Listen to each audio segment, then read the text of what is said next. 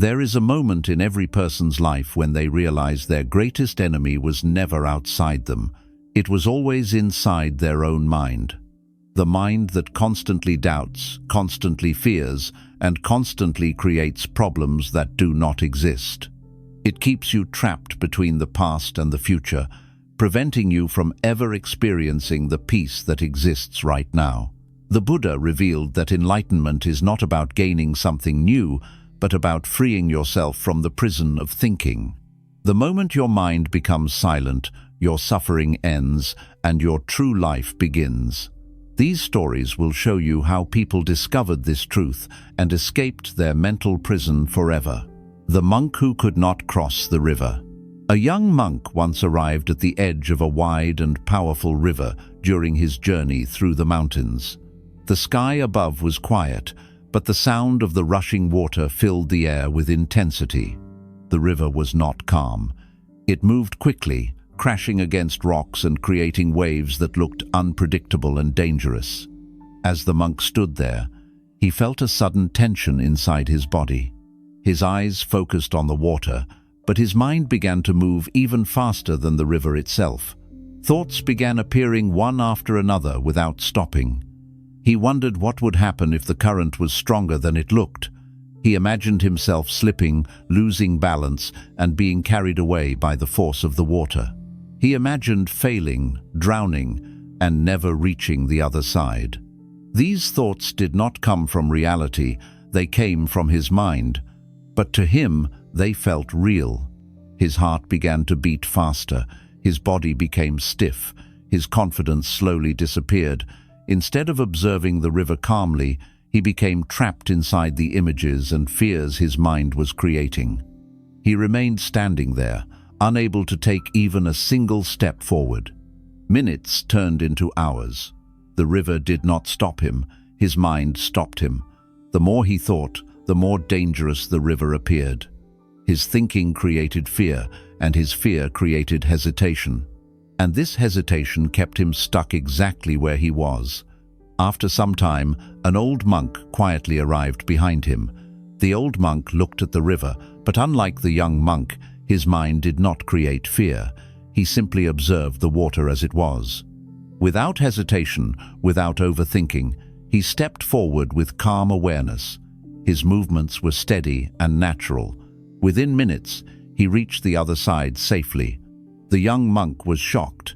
He could not understand how someone could cross so easily what had felt impossible to him. He quickly followed and asked the old monk how he managed to cross without fear. The old monk smiled gently and explained that he crossed the river because he did not stand there thinking about crossing it. He simply focused on each step and allowed his body to move naturally. In that moment, the young monk realized something life-changing. The river was never his true obstacle. His thinking was. His mind created fear that did not exist in reality. His thoughts made him weak before he even tried. The river remained the same, but his thinking changed his experience of it. Life presents many moments like this river. Many people remain stuck, not because they are incapable, but because they are trapped in thinking. They wait for perfect certainty and perfect safety. But the mind will always create another doubt, another fear, another reason to hesitate. Freedom begins the moment you stop listening to every fearful thought and start trusting the present moment. The moment you stop standing at the edge of life and simply step forward. The archer who missed every shot. A talented archer once traveled to meet a Zen master because he was deeply frustrated with himself. He had trained for many years and had mastered the physical skill of archery. When he practiced alone in the quiet forest, his movements were smooth, his breathing was steady, and his arrows flew straight into the center of the target. In those moments, everything felt natural and effortless. His body knew exactly what to do without struggle. But everything changed when others watched him. The moment people stood behind him, observing his actions, his mind began to interfere. Thoughts appeared suddenly and filled his awareness. He began thinking about what they might think of him. He feared missing the target. He feared embarrassing himself. He feared failing in front of others. These thoughts created tension inside his body. His hands, which were once steady, began to tremble. His breathing became uneven. His confidence disappeared. It was not his skill that failed him, it was his thinking. He explained this problem to the Zen master and said that he did not understand why he could perform perfectly when alone, but fail when others were present. The master listened calmly and handed him a bow and an arrow. He asked him to shoot at the target placed in front of them. The archer pulled the string back, but immediately his mind became loud. He began thinking about whether he would succeed or fail. His attention was no longer on the present moment. It was on imagined outcomes. His body responded to his thoughts with tension, and when he released the arrow, it missed the target. The master then gave him simple advice. He told him to stop trying to hit the target. He told him to stop thinking about success and failure. He told him to let go of all thoughts and simply focus on the present moment. The archer took a deep breath and allowed his mind to become quiet. He stopped thinking about himself. He stopped thinking about the result. He allowed his body to move naturally, without interference from fear or doubt. He released the arrow. This time, it flew straight and hit the center of the target perfectly. The master explained that his thinking mind was the only thing blocking his true ability. When he thought too much, he disconnected from the present moment. His thoughts created fear, and that fear disrupted his natural flow. But when his mind became silent, his true ability expressed itself effortlessly. This is the nature of no mind. When you stop interfering with yourself through thinking, your actions become clear, precise, and natural. Most people fail not because they lack ability, but because they allow their thoughts to control them. The moment the mind becomes quiet, your true potential begins to reveal itself. The man who carried his past. A man once approached the Buddha with a heavy sadness that could be seen clearly in his face and in the way he walked. His shoulders were tense, and his eyes carried the weight of many years of regret. He bowed respectfully and told the Buddha that he was suffering deeply, not because of something happening in the present, but because of things that had already happened long ago. He explained that his mind constantly returned to his past mistakes. Every day, he replayed the same memories again and again. He thought about the wrong choices he had made, the opportunities he had lost, and the people he had hurt. Even though those moments were over, they continued to live inside his mind as if they were still happening.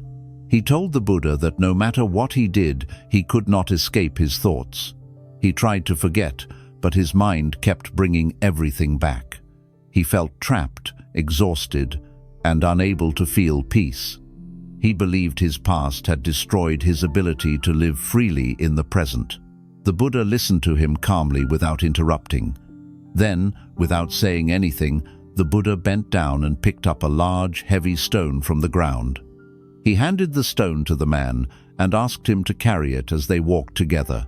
The man obeyed without questioning. At first, he carried the stone easily, but as time passed, the weight began to affect him. His arms became tired, his shoulders began to ache. His breathing became heavier. The longer he carried it, the more painful it became. After some time, the man could no longer tolerate the weight and asked the Buddha how much longer he needed to carry the stone. The Buddha looked at him gently and said that he could put the stone down whenever he wanted. The man was surprised. He slowly lowered the stone to the ground and immediately felt relief in his body. The pain disappeared the moment he stopped holding it. The Buddha then explained that the stone was like his past. The weight he felt did not come from the stone itself, but from his decision to continue carrying it. In the same way, his suffering did not come from his past, but from his continued attachment to it through his thinking. The past existed only in his mind. It was not physically present. It had no power on its own. The only reason it continued to cause pain was because he kept holding it through his thoughts. In that moment, the man realized that he had been creating his own suffering. He believed he had no choice, but in truth, he had always had the ability to let it go. His mind kept returning to the past, but he did not have to follow it. The Buddha showed him that freedom does not come from changing what has already happened. Freedom comes from releasing the thoughts that keep the past alive. The moment you stop holding your past in your mind, its weight disappears. Just like the stone, it loses its power the moment you put it down. The Master and the Empty Cup. A well-known scholar once traveled a long distance to visit a Zen master who was respected for his deep wisdom and peaceful presence. This scholar had spent many years studying spiritual teachings, philosophy, and sacred texts. He had read countless books, memorized many teachings, and believed he understood the nature of life. However, despite all his knowledge, he still felt restless inside. His mind was constantly active, always thinking, analyzing, comparing, and questioning. He believed that the Zen master could teach him the final truth he was searching for. When the scholar arrived, he greeted the master respectfully and sat down in front of him. But instead of sitting in silence and observing, he immediately began speaking. He talked about everything he had learned over the years. He explained his understanding of enlightenment, his interpretation of spiritual teachings, and his personal beliefs about truth. His words flowed endlessly. His mind was full, and he was eager to show the master how much he already knew. The Zen master listened quietly without interrupting him. His face remained calm and peaceful. He did not argue, correct, or challenge anything the scholar said. Instead, after some time, the master slowly reached for a teapot and placed an empty cup in front of the scholar. He began pouring tea into the cup. The tea filled the cup completely, reaching the very top. But the master did not stop. He continued pouring. The tea began spilling over the edges of the cup and onto the table. It continued flowing, creating a small pool around the cup. The scholar watched in confusion and quickly said, "Master, the cup is full. It cannot hold any more tea." The Zen master calmly looked at him and said, "This cup is like your mind. It is already full. How can I give you anything new if there is no space to receive it?" The scholar became silent.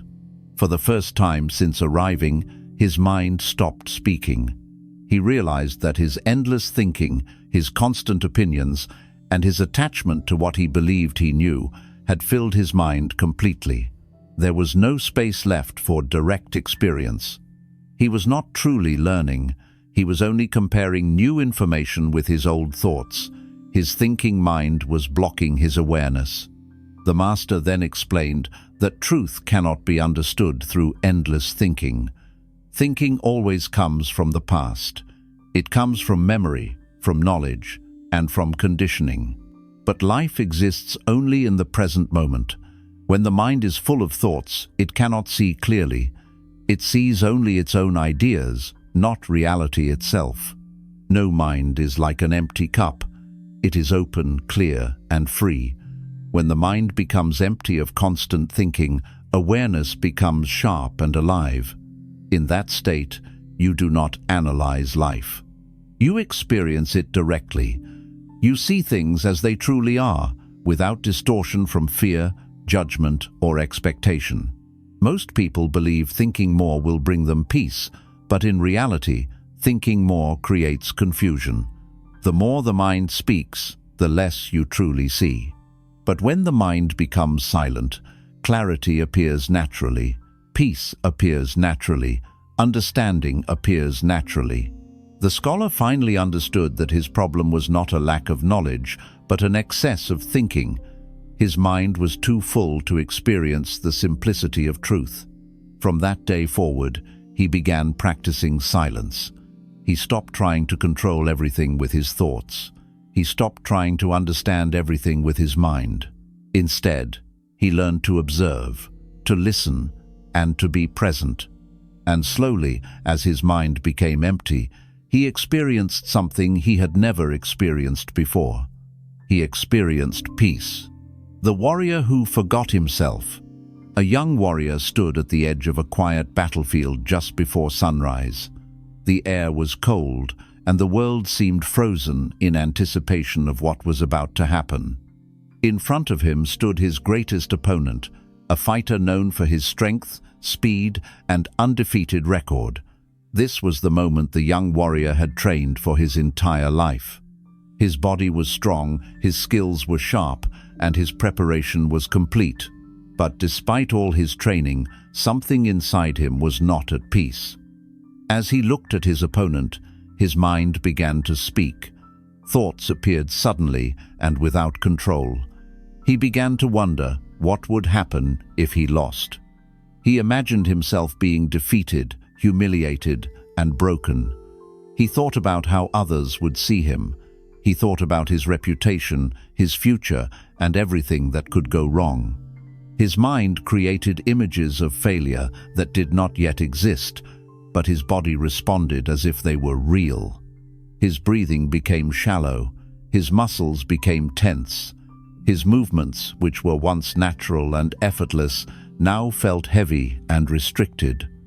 His confidence began to fade, not because his body had become weak, but because his mind had filled itself with fear. He realized in that moment that his greatest enemy was not standing in front of him. His greatest enemy was inside him. His master, who had been observing quietly from a distance, walked toward him slowly. The master looked into the warrior's eyes and saw the fear that thinking had created. He did not give him complicated instructions. He simply said, "Forget yourself." The warrior did not understand at first. How could he forget himself in the most important moment of his life? But he trusted his master. He closed his eyes and took a slow breath. He stopped thinking about winning. He stopped thinking about losing. He stopped thinking about what others would think of him. He stopped thinking about his future. He stopped thinking about his past. He allowed his mind to become quiet. He allowed himself to exist only in the present moment. When he opened his eyes again, something inside him had changed. The fear was gone. The tension was gone.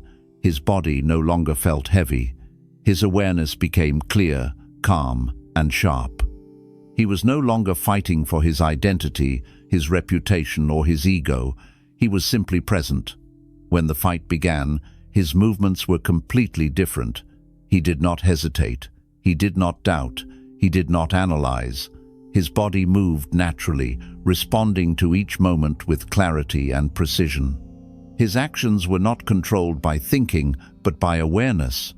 He was no longer divided between thinking and acting. He had become one with the moment.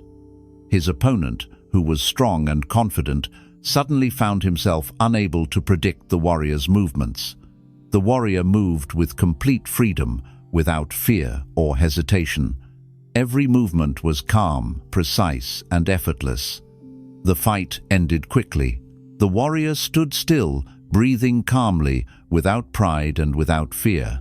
His master approached him and said, "You did not win because you became stronger. You won because you disappeared. When you stopped thinking about yourself, there was no fear left to control you." In that moment, the warrior understood the true meaning of no mind. Fear exists only when the mind is attached to identity, outcomes, and imagined futures. Thinking creates hesitation. Thinking creates doubt. Thinking creates suffering. But when thinking disappears, action becomes pure, movement becomes natural, awareness becomes clear. The warrior did not become powerful by adding something new. He became powerful by removing the interference of his thinking mind. This is the truth most people never realize. Your natural strength, clarity, and intelligence already exist within you, but thinking blocks their expression. The moment you stop fighting yourself through thinking, you allow your true nature to emerge. The moment you forget yourself, you become free. The monk who watched his thoughts. A young monk once approached the Buddha, with deep frustration and quiet exhaustion in his heart. He had dedicated himself to meditation for many months, believing it would bring him peace, clarity, and freedom from suffering. He had left behind his old life, his comforts, and his distractions, hoping that through discipline and practice, he would finally calm his restless mind. But instead of peace, he found himself facing a new kind of struggle. The more he tried to control his mind, the more chaotic it seemed to become. When he sat down to meditate, his body remained still, but his mind refused to be quiet. Thoughts appeared endlessly, one after another, without his permission. He thought about his past mistakes, conversations he had long forgotten, fears about the future, and even small and meaningless worries. His mind jumped from one thought to another like a restless animal that could not be tamed. He became angry at himself for not being able to stop thinking. He believed he was failing. He believed something was wrong with him. Eventually, overwhelmed and discouraged, he went to the Buddha and said, "Master, I cannot control my thoughts. No matter how hard I try, they continue to appear. I try to stop them, but they only become stronger. How can I free myself from this suffering?" The Buddha looked at him with calm compassion and said something unexpected. He did not tell the monk to fight his thoughts. He did not tell him to control them. Instead, he said, "Do not try to stop your thoughts, simply watch them." The monk was confused. He had spent so much time trying to control his mind, and now he was being told to do nothing but observe. But he trusted the Buddha's wisdom, so he returned to his meditation and followed his instruction. He sat quietly and allowed his thoughts to appear. This time, instead of fighting them, he simply watched them. He observed each thought as it entered his awareness. He noticed how one thought appeared suddenly, stayed for a moment, and then disappeared. Then another thought appeared, and then another. At first, his thoughts continued endlessly, but something began to change. He noticed that when he did not fight his thoughts, they lost their strength. When he did not attach himself to them, they passed more quickly. He realized that his suffering was not caused by the thoughts themselves, but by his resistance to them and his belief that they were part of his identity. For the first time, he saw clearly that he was not his thoughts. He was the one watching them. This realization created a deep sense of peace inside him. His thoughts continued to appear, but they no longer controlled him. They were like clouds passing through the sky. They came and went, but the sky itself remained clear and untouched. He understood that his true nature was not the restless thinking mind. His true nature was the silent awareness behind it. The more he practiced watching his thoughts without attachment, the quieter his mind became naturally. He did not force silence. Silence appeared on its own. His mind, which once felt like a prison, became open and peaceful. He realized that thoughts had no power on their own. They only had power when he believed they were him. The moment he stopped identifying with them, they lost their control. When he returned to the Buddha, his face had changed. He no longer looked frustrated or exhausted. He looked calm and peaceful. The Buddha smiled and said, "Your thoughts are like visitors. They come and go. You do not need to chase them away. You do not need to follow them. Simply remain as the awareness that watches." In that moment, the monk understood the true meaning of no mind. No mind does not mean having no thoughts at all. It means not being controlled by thoughts. It means remaining as the observer, calm and free. Most people live their entire lives believing every thought their mind creates. They follow their thoughts into fear, anxiety, regret, and suffering. They never realize that they have the power to simply watch without becoming involved. The moment you stop identifying with your thoughts, you discover something deeper and more powerful within you. You discover the silent awareness that has always been there. And in that awareness, you find freedom. The man who finally became free. There was once a man who spent his entire life searching for happiness, believing that peace existed somewhere outside himself. From a young age, he was taught that happiness was something to be achieved, something to be earned through effort, success, and approval. He believed that one day, if he worked hard enough, gained enough respect, and achieved enough goals, he would finally reach a moment where his mind would become calm and satisfied. So he spent years chasing that future moment. He worked tirelessly, pushing himself to achieve more and become more. Whenever he reached one goal, his mind immediately created another. When he earned success, his mind warned him that he could lose it. When he gained approval, his mind feared rejection. When he experienced happiness, his mind feared it would not last. His life became a constant cycle of chasing and worrying. Even in moments of success, his mind refused to rest. It constantly analyzed the past and predicted the future.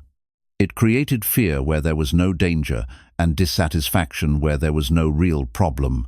He believed that something was missing, even though he could not explain what it was. As the years passed, he became exhausted, not physically, but mentally. His body was healthy, his life was stable, but his mind never allowed him to feel peace. He began to realize that his suffering was not caused by his life circumstances, but by the endless activity inside his mind. One day, completely tired of fighting himself, he walked alone into a quiet forest far away from the noise of the world. He sat down under a large tree with no goal and no plan. For the first time in his life, he stopped trying to fix his thoughts. He stopped trying to control his mind. He stopped trying to find happiness. He simply sat. At first, his mind continued its usual activity. Thoughts appeared about his past.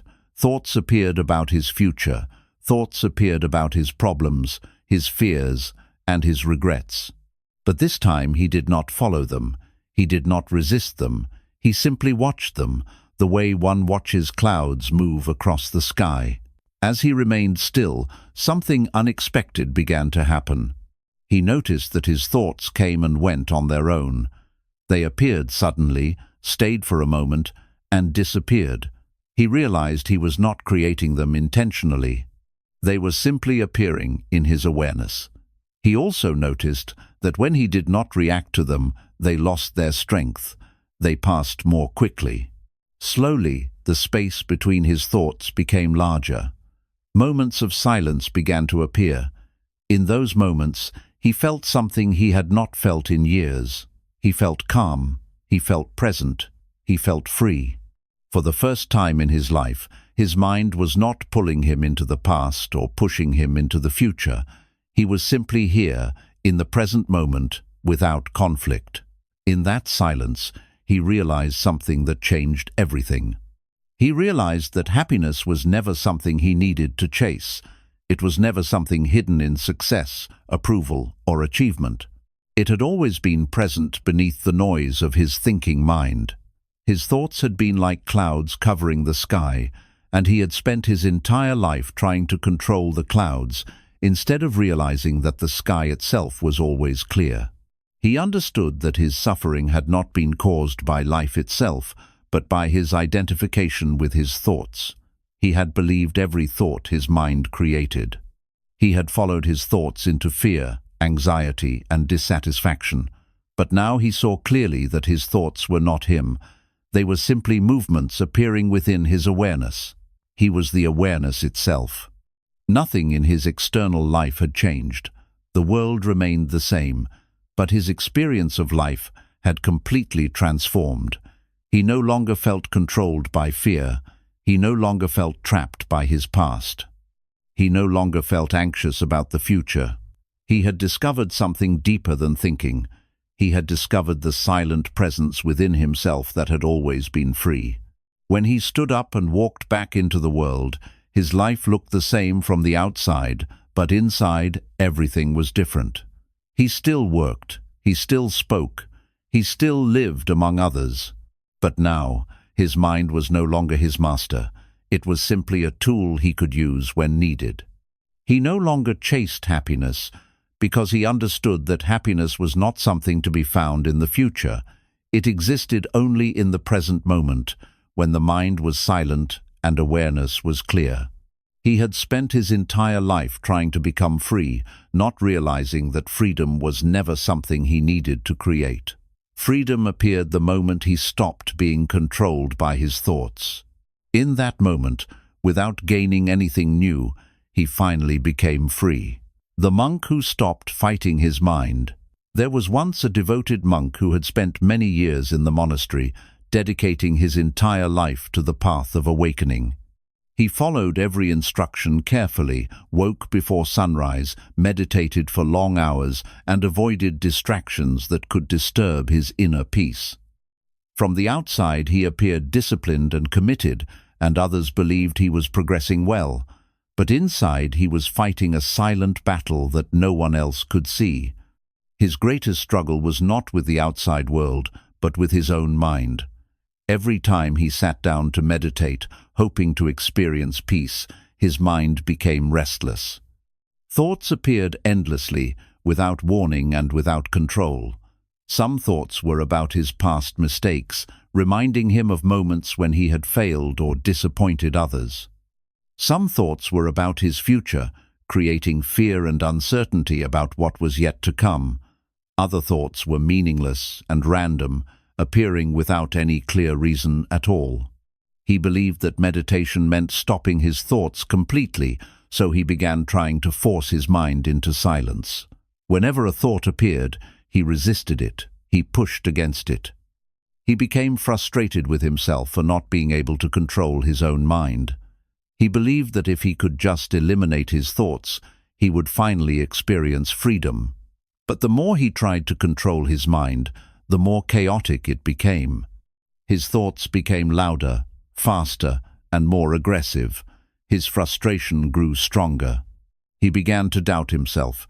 He began to believe that he was failing, that he was not capable of reaching peace. His mind became his enemy, and every meditation session became a struggle filled with tension and disappointment. One day, overwhelmed by frustration, he went to an old master who lived quietly at the edge of the monastery. This master was known for his deep, calm, and peaceful presence. The monk bowed and explained his suffering honestly. He said that no matter how hard he tried, he could not stop his thoughts.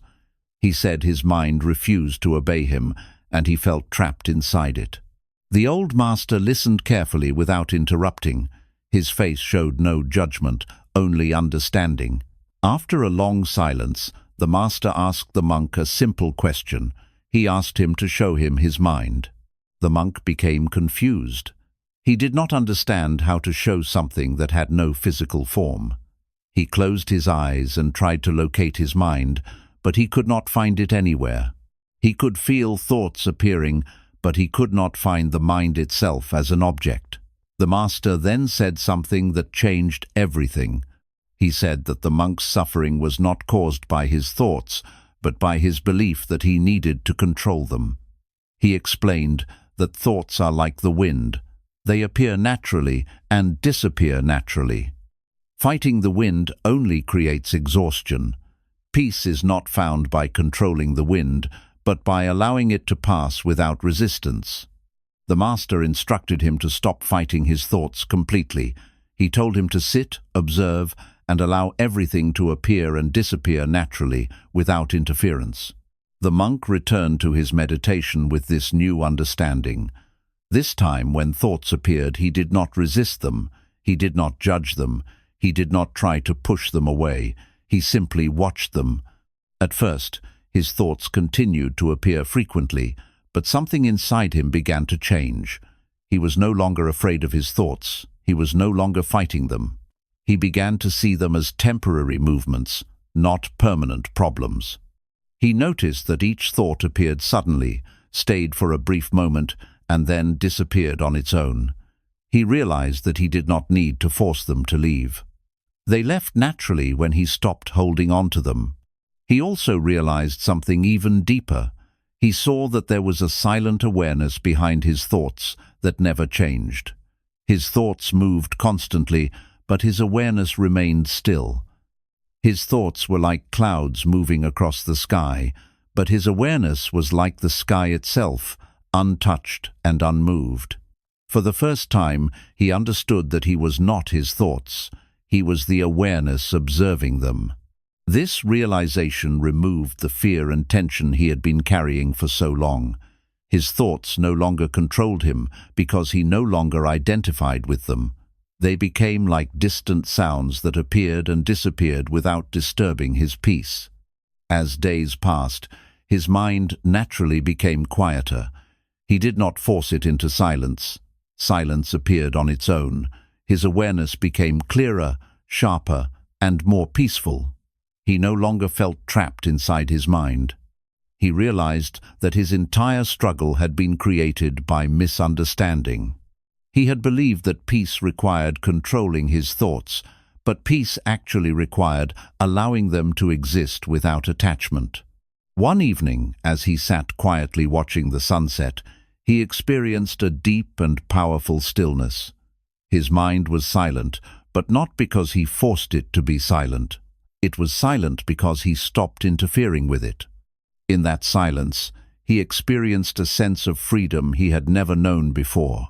He felt complete, he felt whole, he felt present. When he returned to the old master, he bowed deeply, not out of obligation, but out of gratitude. The master looked at him and smiled, seeing the change in his presence. The monk understood now that the mind was never his enemy. His resistance to it was the real problem. The moment he stopped fighting himself, peace appeared naturally. Most people live their entire lives believing they must control every thought in order to feel peace. They believe that peace is something to be created through effort and struggle, but the truth is much simpler. Peace appears the moment you stop fighting what is already happening inside you. Your thoughts do not control you unless you believe they do. The moment you step back and observe your mind without attachment, you discover something deeper than thinking. You discover the silent awareness that has always been there. And in that awareness, you find true freedom. The master who carried water and chopped wood. There was once a young seeker who traveled across mountains, forests, and distant villages in search of enlightenment. He had heard stories about awakened masters who lived in deep peace, free from suffering and untouched by fear. He believed enlightenment was a mysterious and powerful state, something extraordinary that would transform him into someone completely different. He imagined that an enlightened person would possess special abilities, speak with perfect wisdom, and live beyond ordinary human struggles. After many years of searching, he finally arrived at a small and quiet monastery hidden deep in the mountains. The place was simple, surrounded by tall trees and the gentle sound of flowing water. There were no grand buildings or signs of greatness, only silence and simplicity. He was told that a great Zen master lived there, someone who had reached complete awakening. The seeker felt excitement and anticipation. He imagined meeting someone extraordinary, someone who would radiate visible power and divine presence. He expected to see a master surrounded by students, delivering profound teachings. Instead, when he entered the monastery, he saw an old man in simple clothes carrying buckets of water from a nearby river. The old man moved slowly and calmly, without any sign of importance or pride. His face was peaceful, but nothing about him appeared extraordinary. The seeker approached him and asked where he could find the great master. The old man looked at him gently and said, "I am the one you are looking for." The seeker was confused. He could not believe that this simple man doing ordinary work could be the enlightened master he had traveled so far to meet. He asked respectfully, "Master, what did you do before you became enlightened?" The master smiled and replied, "Before enlightenment, I carried water and chopped wood." The seeker listened carefully, waiting for something deeper. Then he asked, "And what do you do now after enlightenment?" The master replied calmly, "I carry water and chop wood." The seeker became even more confused. He expected enlightenment to bring dramatic change, something magical and different. He asked, "What is the difference then?" The master placed the buckets down and looked directly into his eyes. He said, "Before enlightenment, my mind resisted carrying water and chopping wood. My thoughts complained. My thoughts wandered into the past and future. My body was here, but my mind was somewhere else. I was never truly present. But after enlightenment, I simply carry water and chop wood. My mind does not resist. My mind does not wander. I am fully present in each moment." The seeker stood in silence, trying to understand. The master continued and explained that enlightenment does not change the outside world. It changes your relationship with your mind. The work remains the same. The life remains the same. But the suffering disappears because the mind no longer creates resistance. He explained that most people live their entire lives disconnected from the present moment. When they work, their mind is thinking about something else. When they eat, their mind is thinking about the future. When they walk, their mind is replaying the past. Their body exists in one place, but their mind exists somewhere else. This constant thinking creates suffering. It creates tension, dissatisfaction, and restlessness. It prevents them from experiencing peace. The master explained that no mind is not about escaping life. It is about fully entering life without resistance. It is about allowing each moment to be complete without interference from thinking. When he carried water, he simply carried water. He did not complain. He did not rush. He did not think about finishing. He experienced the movement of his body, the feeling of the water, and the rhythm of his breath. When he chopped wood, he simply chopped wood. He did not think about the past or the future. He was completely present with the action itself. In this presence, there was no suffering. The seeker realized that he had spent his entire life chasing something outside himself, believing enlightenment was a special achievement. But the master showed him that enlightenment was not about becoming someone new. It was about removing the interference of thinking. The master explained that suffering is created by resistance. The mind constantly judges the present moment, wishing it were different. It compares, fears, and complains. But when the mind becomes silent, the present moment becomes peaceful exactly as it is. He told the seeker that peace was never something to be created. It was always present beneath the noise of thinking. The seeker stayed at the monastery and began practicing this simple teaching. He carried water and chopped wood alongside the master. At first, his mind continued to wander. It complained about the work. It wished for something more exciting. But slowly, as he observed his thoughts without following them, his mind became quieter. He began to experience moments where he was fully present, where his mind stopped interfering. In those moments, he felt peace. He realized that peace was not hidden in some distant future or special achievement. It existed in the simplicity of the present moment.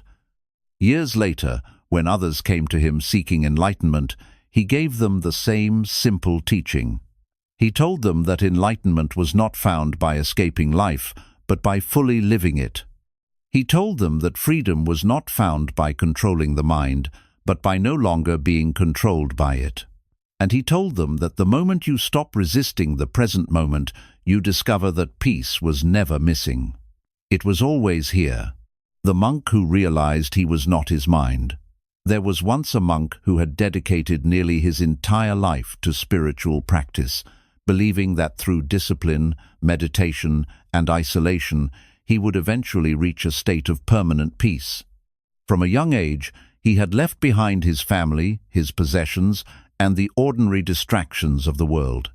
He believed that enlightenment required sacrifice, and he was willing to give everything in order to free himself from suffering. He followed every teaching carefully, woke before sunrise, meditated for long hours each day, and avoided unnecessary speech so that he could observe the movements of his mind. Despite his deep commitment, there was one problem that never disappeared. His mind refused to become quiet. Every time he sat in meditation, hoping to experience silence, his thoughts appeared endlessly. Some thoughts were about his past, reminding him of mistakes he had made and moments he wished he could change.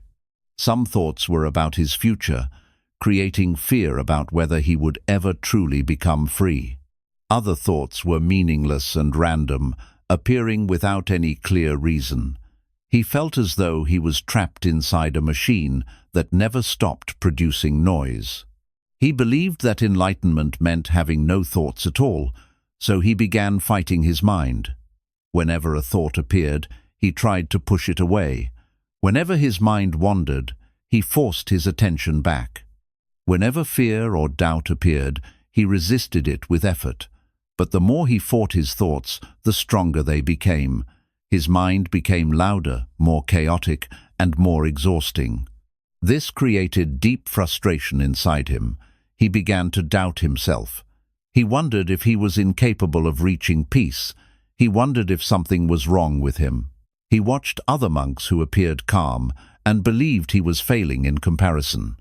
One day, overwhelmed by exhaustion, he went to speak with an old master who lived alone at the far edge of the monastery. This master was known for his extraordinary peace and clarity. He did not speak often, but his presence alone seemed to calm those around him. The monk bowed respectfully and explained his struggle. He said that no matter how hard he tried, he could not stop his thoughts. He said his mind controlled him completely.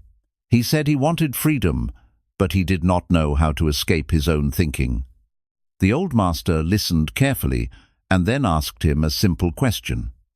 He asked, "If your thoughts control you, then who is aware that your thoughts exist?" The monk became silent. He had never considered this question before. He closed his eyes and observed his mind carefully. He noticed thoughts appearing, just as they always did. But now, instead of trying to stop them, he asked himself who was aware of them. He realized something strange.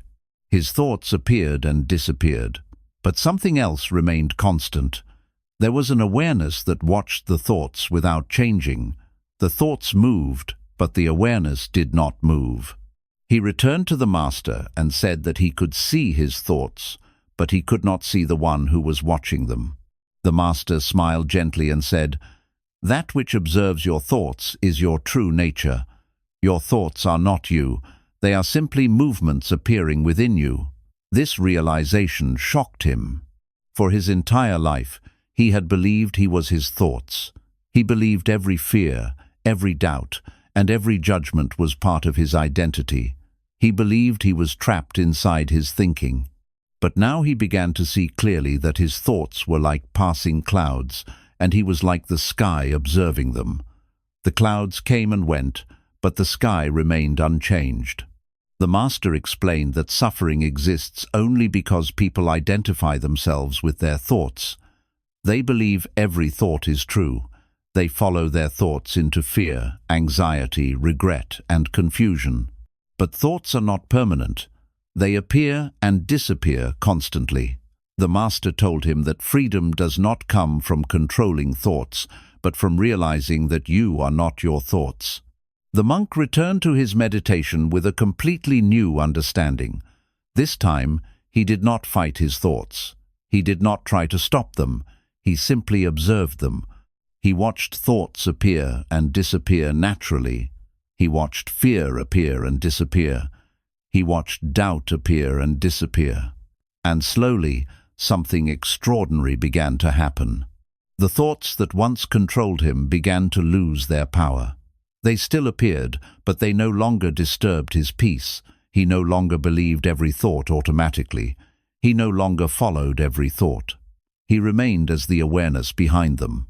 He realized that his true nature was not the restless thinking mind, but the silent awareness observing it. This realization created a deep sense of freedom inside him. For the first time in his life, he felt untouched by the constant activity of his mind. He understood now that his suffering had never been caused by his thoughts themselves, but by his attachment to them. His thoughts had been like waves on the surface of the ocean, but his true nature was the deep water beneath, calm and unmoved. As days passed, his mind naturally became quieter, not because he forced it, but because he stopped feeding it with fear and resistance. He experienced long periods of silence where his awareness was clear and peaceful. He no longer feared his thoughts because he knew they were not him. When he returned to the Master, his face was different. The tension was gone. The struggle was gone. He was calm. The Master looked at him and said, "You have discovered the truth. Your mind was never your prison. Your belief that you were your mind was the prison." The monk understood now that freedom had always been available to him. He did not need to create it. He only needed to see clearly. Most people spend their entire lives trapped inside their thinking, believing it defines them. They believe their thoughts are permanent and real. They believe they must control their thoughts to find peace. But peace does not come from controlling the mind. Peace comes from realizing that you are not the mind. You are the awareness behind it. The moment you realize this truth, the mind loses its power to control you. Thoughts continue to appear, but they no longer create suffering. Fear may appear, but it does not control you. Doubt may appear, but it does not define you. You remain as the silent awareness behind everything. And in that awareness, you discover something that was never lost. You discover freedom. The student who tried to control everything. There was once a young student who came to live in a quiet monastery after becoming deeply exhausted with his own mind. He was not physically weak, and his life had not been filled with extreme hardship, but inside he was constantly restless. His mind never stopped thinking. From the moment he woke up in the morning until the moment he fell asleep at night, his thoughts moved endlessly. He thought about his past mistakes and replayed conversations he wished had gone differently. He thought about his future and worried about things that had not even happened yet. Even when nothing was wrong, his mind searched for problems. He believed that if he could just control his thoughts, he would finally feel peace. He believed that peace was something that could be created through effort and discipline. So, when he arrived at the monastery, he made a decision that he would train harder than anyone else. He would master his mind, and he would force it into silence. Every day, he woke before sunrise and sat in meditation longer than the others. He focused intensely, trying to block every thought that appeared. Whenever a thought entered his awareness, he pushed against it. Whenever his mind wandered, he forced it back with effort. He believed that if he tried hard enough, he would eventually eliminate his thoughts completely. But instead of becoming peaceful, his mind became even more chaotic. The harder he tried to control his thoughts, the stronger they became. His thoughts began to feel like enemies attacking him from all directions. He became frustrated with himself. He believed he was failing. He believed he was not strong enough. He began to feel trapped inside his own mind. One evening, after another exhausting day of trying to force his mind into silence, he went to speak with the old master who guided the monastery. The master was sitting quietly outside, watching the sunset. His presence was calm and effortless, as if he was completely at peace without trying. The student bowed and spoke honestly. He said that he had come to the monastery to free himself from his thoughts, but his thoughts had only become stronger. He said he was trying everything to control his mind, but nothing was working. The master listened patiently and then asked him a simple question. He asked, "Why are you trying to control your mind?" The student answered, "Because my thoughts create suffering. I want to stop them so I can be free." The master smiled gently and said, "Your suffering is not created by your thoughts. Your suffering is created by your attempt to control them." The student did not understand. He believed his thoughts were the problem. He believed controlling them was the solution. The master then told him to walk with him to the nearby river. They walked in silence until they reached the water. The river flowed naturally, without effort. It did not try to stop itself. It did not try to control its movement. The master asked the student to step into the river and try to stop the water with his hands. The student stepped into the river and tried to block the flow.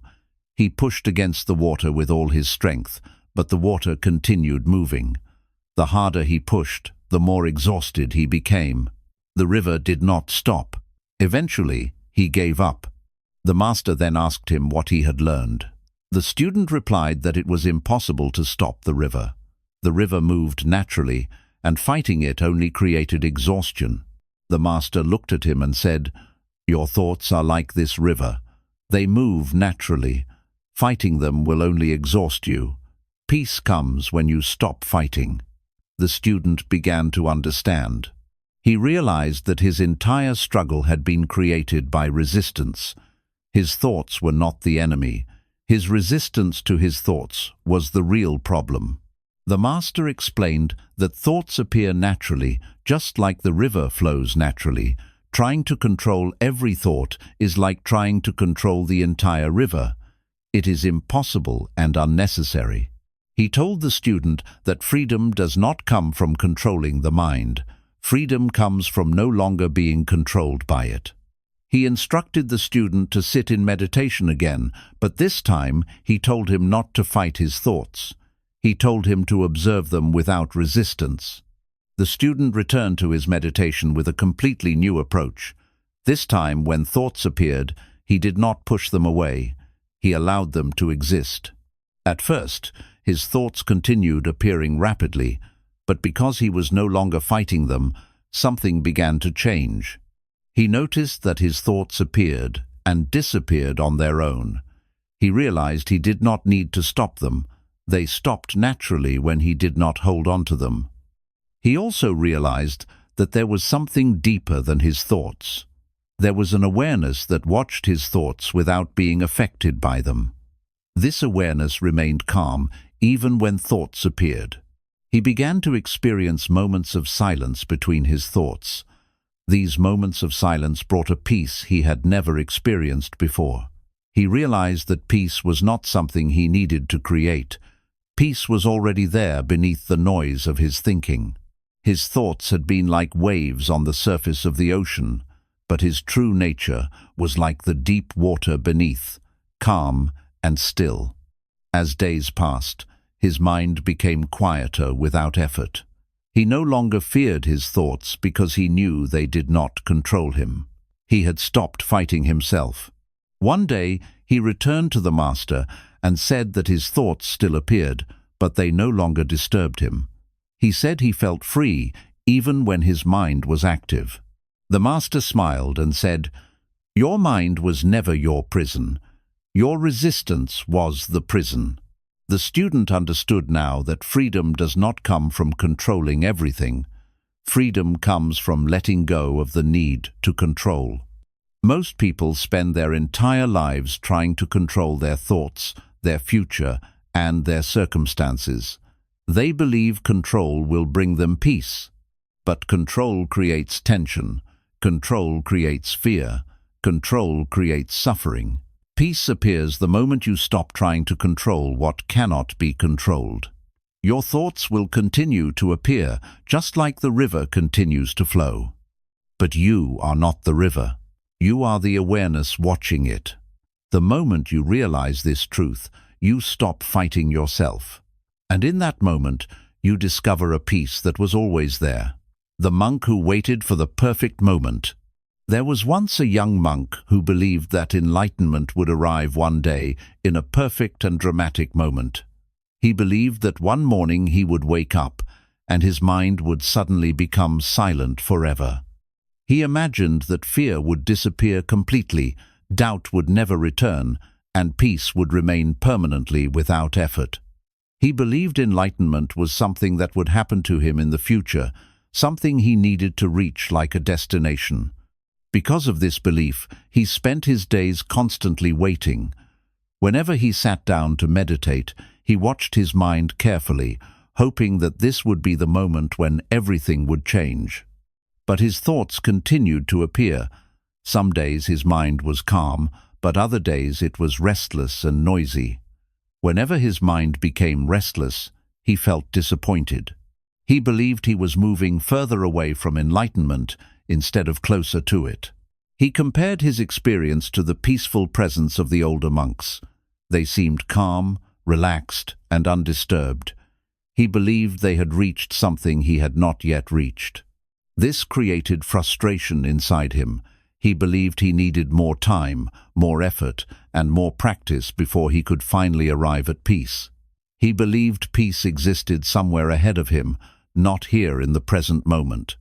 One morning, after another meditation session filled with restless thoughts, he went to speak with the old master, who lived quietly near the edge of the monastery. The master was sitting outside, watching the sunlight slowly move across the ground. He appeared completely relaxed, without any sign of effort or struggle.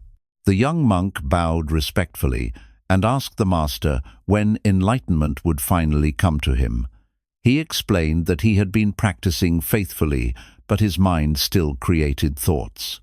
He asked how much longer he would need to wait before he could experience permanent peace. The master looked at him calmly and asked him a simple question. He asked, "What are you waiting for?" The monk was confused by the question. He replied that he was waiting for his mind to become silent, waiting for fear and doubt to disappear, and waiting for enlightenment to arrive.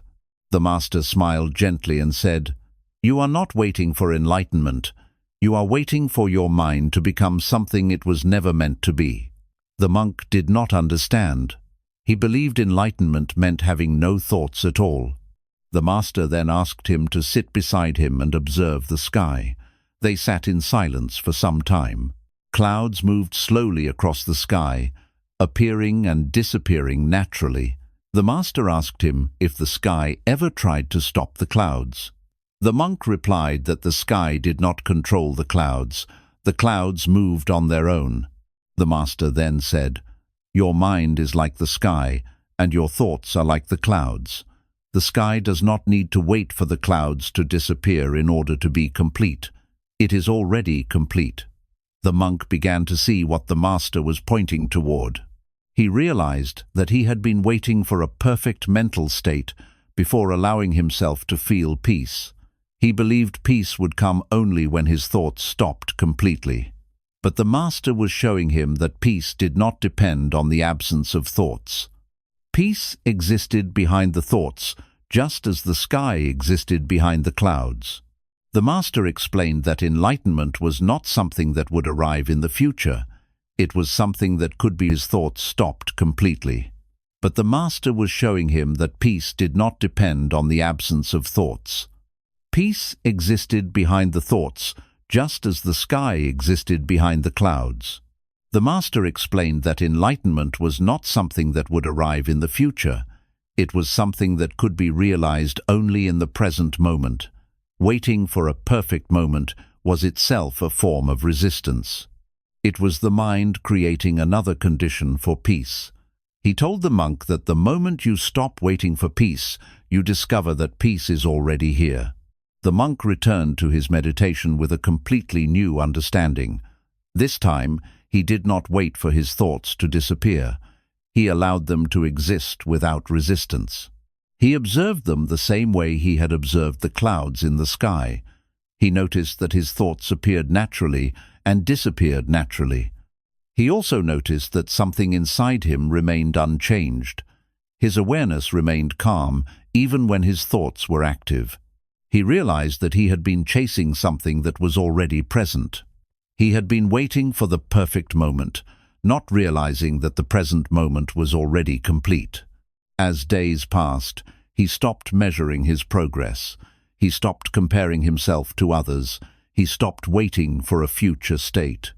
He began to live fully in the present moment. When he walked, he simply walked. When he ate, he simply ate. When he breathed, he simply breathed. His mind still produced thoughts, but they no longer disturbed his peace. He realized that enlightenment was not the absence of thoughts, but the absence of attachment to thoughts. He no longer waited for his mind to become silent. He allowed silence to appear naturally. One evening, as he sat quietly watching the sunset, he felt a deep and effortless peace. Nothing special had happened. His life had not changed. His thoughts still appeared from time to time, but something inside him was different. He was no longer waiting. He was no longer chasing. He was simply present. He understood now that freedom was never hidden in the future. Freedom existed only here. Most people spend their entire lives waiting for the perfect moment.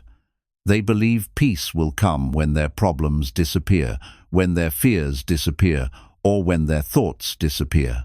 But that moment never arrives, because the mind will always create another condition. True peace appears the moment you stop waiting, the moment you stop chasing, the moment you allow the present moment to be exactly as it is. The monk realized that enlightenment was never something he needed to achieve. It was something he needed to recognize. And in that recognition, he finally stopped waiting. And for the first time, he was truly free. The monk who tried to stop the wind. There was once a monk who lived in a quiet monastery surrounded by tall mountains and endless open sky. From the outside, his life appeared peaceful and simple. He followed the daily routine faithfully, meditated for many hours, and avoided unnecessary distractions. But inside his mind, there was a constant storm that never seemed to rest. His thoughts moved endlessly, like strong winds that could not be controlled. Some thoughts brought fear about the future, some brought regret about the past, and others created doubts about his own progress on the spiritual path. He believed that these thoughts were the reason he could not experience true peace. He believed that if he could just stop his thoughts completely, he would finally be free. He had heard that enlightenment was a state of perfect stillness, so he made it his mission to eliminate every thought that appeared in his mind. Each day, he sat in meditation with intense effort. Whenever a thought appeared, he resisted it immediately. He tried to push it away, silence it, and destroy it. He treated his thoughts like enemies that needed to be defeated. He believed that only by winning this battle could he reach peace. But the more he fought his thoughts, the stronger they became. His mind became louder and more aggressive. The harder he tried to force silence, the more chaotic his thoughts became. He became frustrated and exhausted. He began to doubt himself and wondered if he was incapable of reaching enlightenment. He watched other monks who appeared calm and peaceful and believed that something was wrong with him. One afternoon, after another failed attempt to control his mind, he walked outside the monastery to clear his thoughts. As he walked, he noticed strong winds moving through the trees. The branches swayed, and the leaves moved freely with the wind. He stood there watching, feeling the wind touch his face and move past him without resistance. At that moment, the old master approached him quietly. The master stood beside him and asked what he was observing. The monk replied that he was watching the wind move through the trees. The master then asked him if he could stop the wind. The monk smiled slightly and said that stopping the wind was impossible. The master then asked him, "If you cannot stop the wind outside you, why are you trying to stop the wind inside you?" The monk became silent. He realized that his thoughts were like the wind. They appeared naturally and moved on their own. Fighting them was like fighting the wind. It only created exhaustion and frustration. The master explained that thoughts are part of the natural movement of the mind. They appear and disappear on their own. Trying to control every thought is like trying to control nature itself. He told the monk that peace does not come from stopping the wind. Peace comes from no longer resisting it. The master then asked him to observe the trees carefully. He asked him to notice how the trees did not fight the wind. They allowed it to pass through them. They moved with it instead of resisting it. Because of this, they remained strong and unharmed. He explained that suffering is created by resistance. The mind creates pain when it tries to control what cannot be controlled. The monk returned to his meditation with a completely new understanding. This time, when thoughts appeared, he did not fight them, he allowed them to exist. He watched his thoughts the same way he watched the wind moving through the trees. At first, his thoughts continued appearing, but because he was no longer resisting them, they began to lose their power. He noticed that each thought appeared naturally and disappeared naturally. He realized he did not need to force them to leave. They left on their own when he stopped holding on to them. He also realized something even deeper. He realized that there was something inside him that was not affected by his thoughts. There was an awareness behind his thinking that remained calm and still, no matter how active his mind became. His thoughts moved like the wind, but his awareness remained like the sky. For the first time, he experienced peace without forcing it. He realized that his suffering had never been caused by his thoughts themselves. It had been caused by his resistance to them. His thoughts were not his prison. His resistance was the prison. As days passed, his mind became quieter naturally. He did not force it into silence. Silence appeared on its own. He experienced moments where his awareness was completely present, free from fear and struggle. When he returned to the master, he thanked him for helping him understand the truth. The master smiled and said, "The wind still moves, but now it no longer controls you." The monk understood now that freedom was not found by controlling the mind, but by no longer being controlled by it. Most people spend their entire lives fighting their thoughts. They believe that peace requires controlling every movement of the mind. But the mind, like the wind, cannot be controlled completely. Peace appears the moment you stop fighting. Peace appears the moment you allow everything to exist without resistance. Your thoughts will continue to appear, just like the wind continues to blow. But you are not the wind. You are the awareness watching it. And in that awareness, you discover a peace that cannot be disturbed. The monk who chased silence and found noise. There was once a monk who believed that silence was something he needed to capture and hold forever. From the moment he joined the monastery, he had heard the older masters speak about the beauty of a silent mind.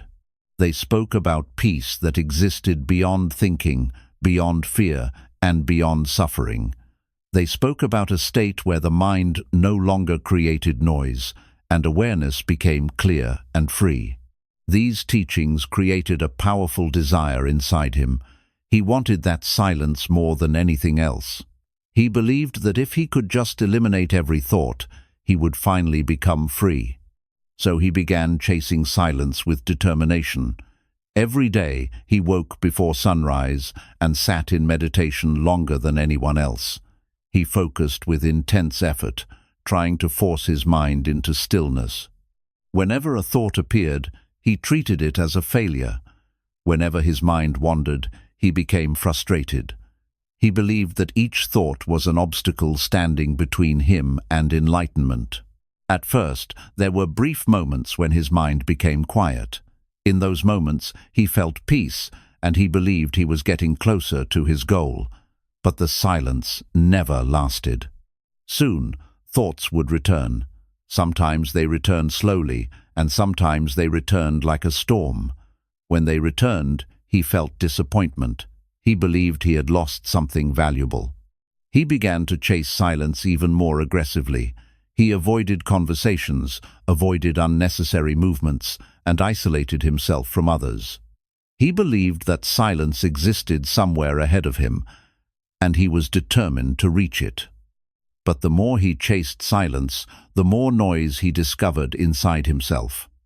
His mind became filled with frustration. He began thinking about why he could not remain silent. He compared himself to others who appeared peaceful. He doubted himself and wondered if he would ever succeed. He did not realize that his desire for silence had become another form of noise. One evening, Completely exhausted from his effort, he went to sit beside an old master who lived quietly near the edge of the monastery. The master was sitting calmly, watching the sunset. His presence was peaceful, but he did not appear to be trying to be peaceful. The young monk sat beside him and spoke honestly. He explained that he had spent years trying to capture silence, but silence always escaped him. He said that no matter how hard he tried, his thoughts continued to return. The master listened without interrupting.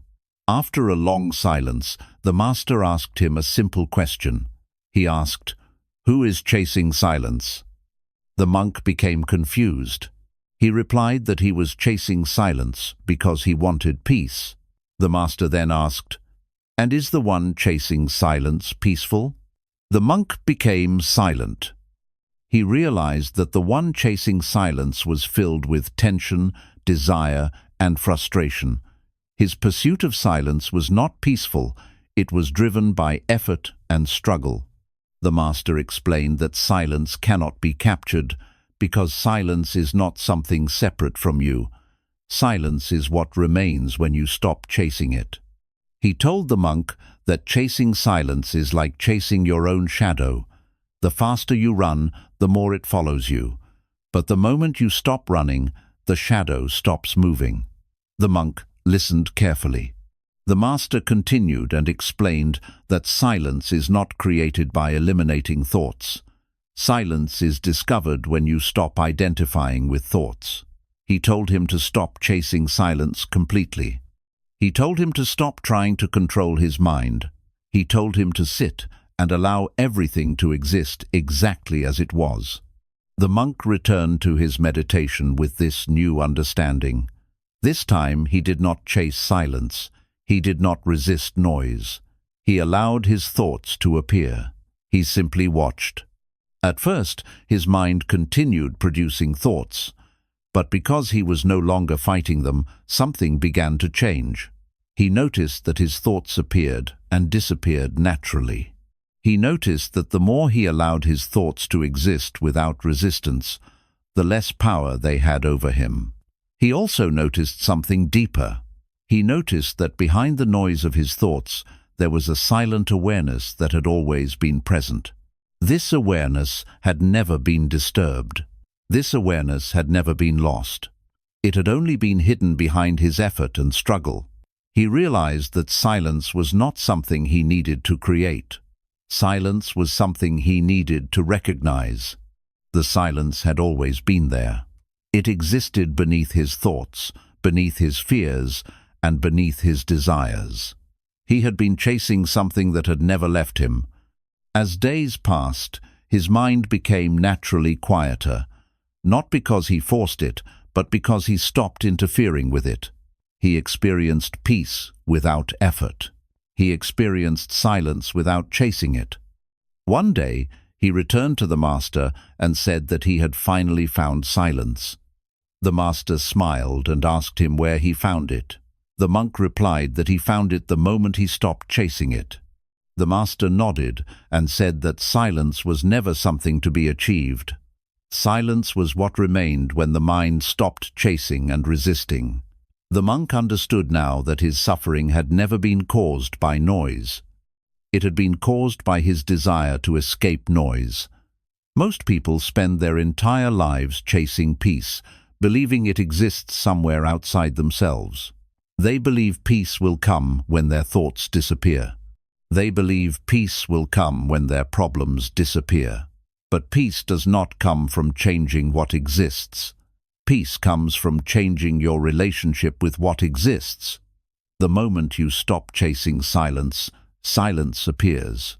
The moment you stop fighting noise, noise loses its power. Your thoughts may continue to appear, but they no longer control you. You remain as the awareness behind them. You remain as the silence that was never lost. And in that silence, you discover that peace was never something you needed to achieve. It was something you needed to see. It was always there, waiting for you to stop chasing. The monk who tried to escape himself. There was once a monk who believed that the reason he suffered was because of the world around him. He believed his pain came from people, from circumstances, and from the challenges he had faced in his life. Before joining the monastery, he had lived among others, and his life had been filled with disappointment, rejection, and uncertainty. He had experienced moments where people misunderstood him, moments where he failed despite his effort, and moments where he felt lost without direction. These experiences left deep marks inside his mind, and he began to believe that peace could only be found by escaping the outside world. This belief led him to the monastery. He thought that by leaving everything behind, he would leave his suffering behind as well. He believed that in isolation, his mind would finally become quiet. He imagined that far away from noise, distractions, and people, his thoughts would disappear, and peace would naturally take their place. At first, the monastery did bring him relief. The environment was quiet. The routine was simple. There were no demands, no competition, and no expectations. He spent his days meditating, walking in silence, and observing nature. For a short time, his mind became calmer, and he believed he had made the right decision. But slowly, something unexpected began to happen. Even though the world around him was silent, his mind was not. His thoughts continued to appear. Memories from his past returned. Regret returned. Fear returned. Doubt returned. He realized that even in complete isolation, his mind continued creating noise. He had escaped the outside world, but he had not escaped himself. This realization disturbed him deeply. He began to feel trapped again, not by his surroundings, but by his own mind. He believed he had done everything necessary to find peace, yet peace still felt distant. He became frustrated and confused. He wondered why his thoughts still controlled him, even when nothing outside him was disturbing him. One evening, unable to understand his suffering, he went to speak with the old master who guided the monastery. The master was sitting quietly near a small fire, watching the flames move gently in the darkness. The monk bowed and explained his confusion. He said that he had left the world behind to escape suffering, but his suffering had followed him. He said that no matter where he went, his mind continued creating fear and pain. The master listened calmly and then asked him a simple question. He asked, "Where do your thoughts exist?" The monk replied that his thoughts existed inside his mind. The master then asked, "And where does your mind exist?" The monk paused. He realized that his mind existed within him, not outside him. The master explained that suffering does not come from the outside world. It comes from identification with the mind. You can leave places, leave people, and leave situations, but you cannot leave your mind by running away. Running away only changes the environment. It does not change your relationship with your thoughts. The master told him that peace is not found by escaping yourself. Peace is found by understanding yourself. He explained that the monk's suffering continued because he believed his thoughts defined him. He believed every thought was true. He believed every fear was real. He believed every doubt was part of his identity. But thoughts are not permanent. Thoughts appear and disappear naturally. They are like reflections in water. They appear clearly, but they have no solid form. The master instructed him to stop trying to escape his thoughts and instead observe them. He told him to sit in silence and watch his thoughts without resisting them and without following them. The monk followed this instruction carefully. He sat in meditation and allowed his thoughts to appear. At first, his thoughts continued moving rapidly. Fear appeared, doubt appeared, memories appeared. But this time, he did not try to escape them. He simply watched. He observed how each thought appeared suddenly and disappeared on its own. He noticed that thoughts did not stay forever. He realized that his suffering was not caused by thoughts themselves, but by his belief that he was those thoughts. He saw that there was something deeper than his thinking. There was an awareness that observed his thoughts without being affected by them. This awareness remained calm and still. His thoughts moved like waves, but his awareness remained like the deep ocean beneath them. For the first time, he experienced peace without needing to escape anything. He realized that peace was not hidden in isolation. Peace was hidden beneath his identification with his mind. As days passed, his fear disappeared naturally. Not because his thoughts stopped completely, but because he stopped believing they defined him. He no longer needed to escape himself. He had discovered something deeper than his thoughts. He had discovered awareness. When he returned to the Master, he understood the truth. The Master said, "You were never trapped by the world. You were trapped by the belief that you were your mind." The monk realized that freedom was not found by escaping life. Freedom was found by no longer being controlled by thinking. Most people spend their lives trying to escape their problems, believing peace exists somewhere else. But peace does not exist somewhere else. Peace exists here, behind your thoughts. The moment you stop trying to escape yourself, you discover that there was nothing trapping you, only thoughts. And when you see thoughts clearly, without attachment, they lose their power. You remain as the awareness behind them. The monk who asked, "When will my mind finally be silent?" There was once a monk who had devoted many years of his life to meditation, discipline, and the pursuit of inner peace. From the moment he entered the monastery, he believed that enlightenment was the end of all mental noise. He believed that one day, if he practiced long enough and hard enough, his mind would become permanently silent. He imagined that all thoughts would disappear, all fears would vanish, and he would live in a state of constant calm without effort. This belief became his greatest motivation, but it also became his greatest burden. Every day, he woke up before the sun rose and sat in meditation with determination. He focused on his breath, on his posture, and on his awareness. At times, his mind became quiet, and he experienced moments of deep stillness. In those moments, he felt hope.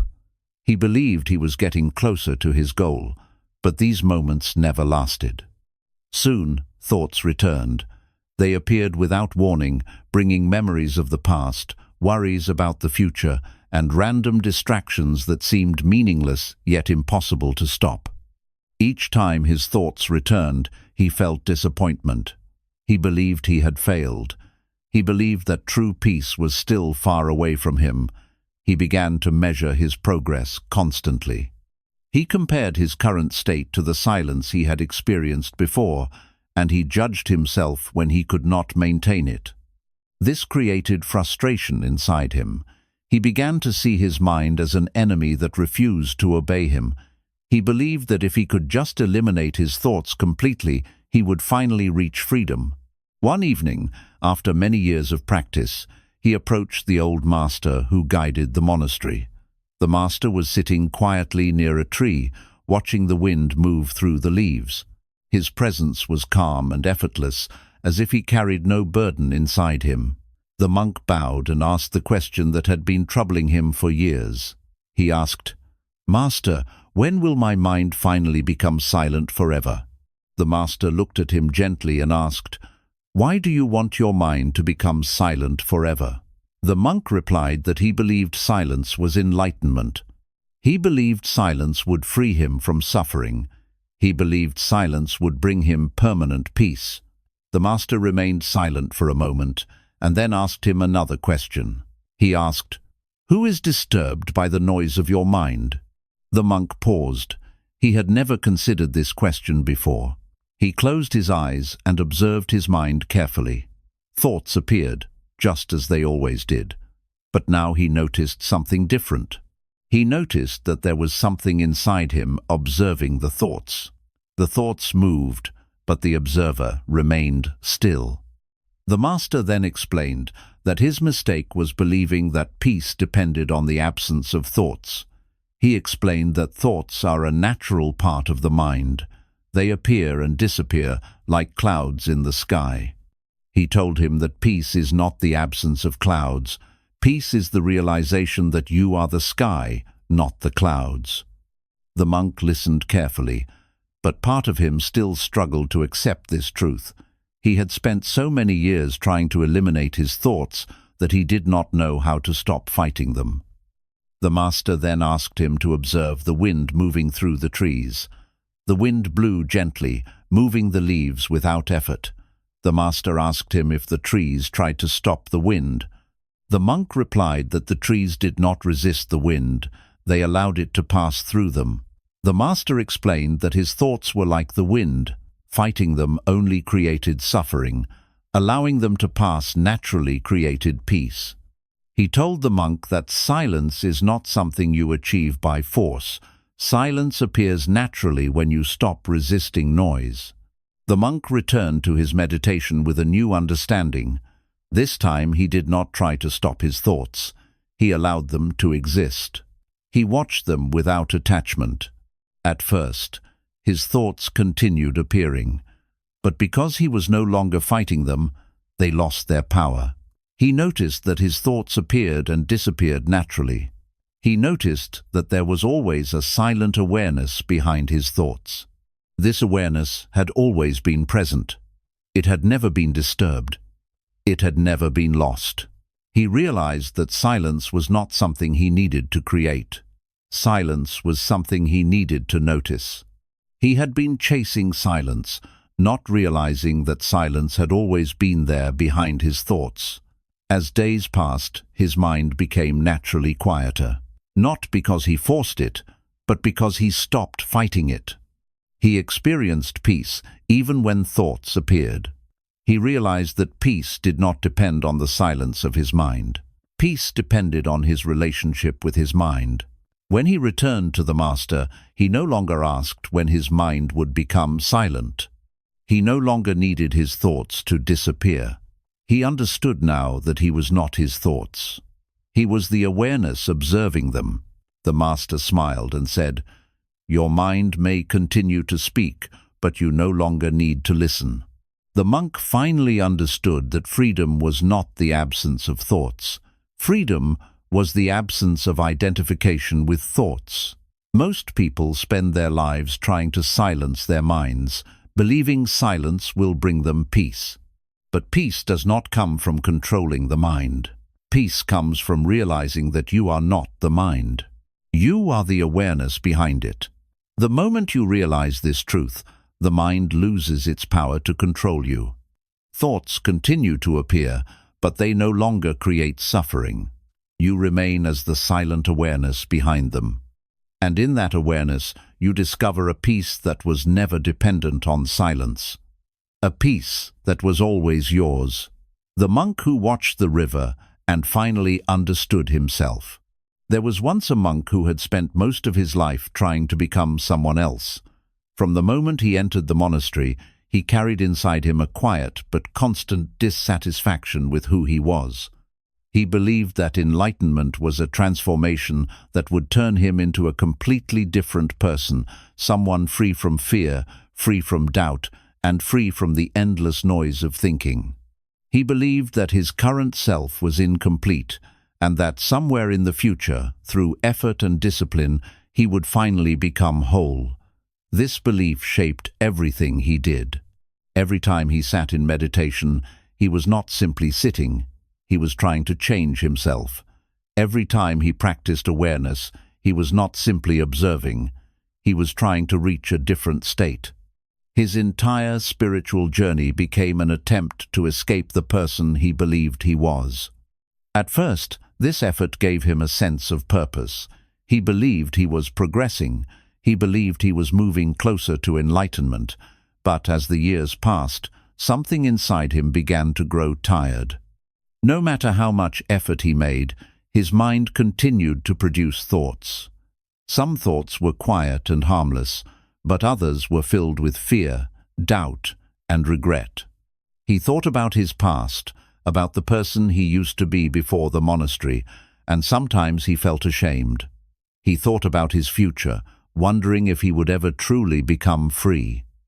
These thoughts created a quiet suffering inside him, a feeling that he was failing at something he could not fully understand. One evening, after another long day of meditation, he walked alone beyond the monastery walls, following a narrow path that led into the forest. He did not walk with a goal. He walked because he felt heavy inside, and he needed space to breathe. The forest was silent, except for the gentle movement of leaves in the wind. As he walked deeper, he heard the sound of flowing water. He followed the sound until he reached a river. The river moved steadily, without hesitation, without resistance. It did not stop to question its direction. It did not stop to think about where it was going. It simply flowed. He sat down beside the river and watched it carefully. At first, his mind continued its usual activity. Thoughts appeared, commenting on the river, analyzing its movement, comparing it to his own life. But after some time, something inside him began to quiet. The constant effort to understand began to fade. He stopped analyzing the river, and he simply watched it. As he watched, he noticed something he had never truly seen before. The river was always moving, but it never struggled. It never resisted its own movement. It did not try to become something else. It did not try to stop itself. It allowed itself to flow completely, without conflict. He realized that his own mind was different. His mind was always resisting itself.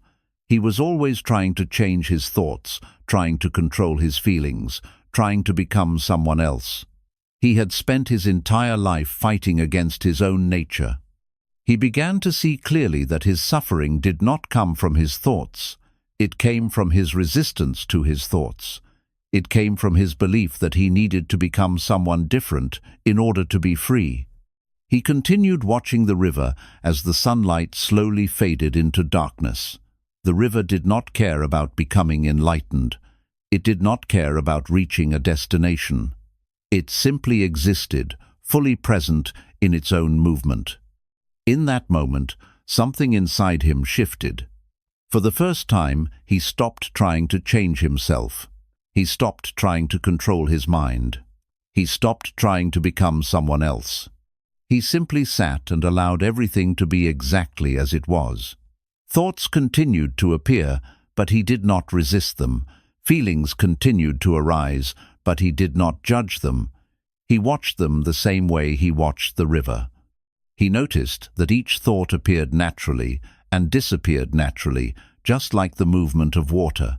He realized that his thoughts were not permanent. They were temporary movements, not fixed parts of his identity. He also realized something deeper. He realized that there was something inside him that did not move. His thoughts moved. His emotions moved.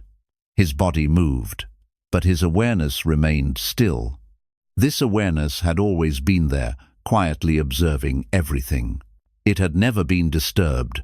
It had never needed to become anything else. It was already complete. Tears slowly formed in his eyes, not from sadness, but from recognition. He saw clearly that he had spent his entire life searching for something he had never lost. He had believed that enlightenment was a future achievement, but now he understood that enlightenment was simply the recognition of what was already present. He sat beside the river for hours, not thinking about the past, not thinking about the future, but simply existing.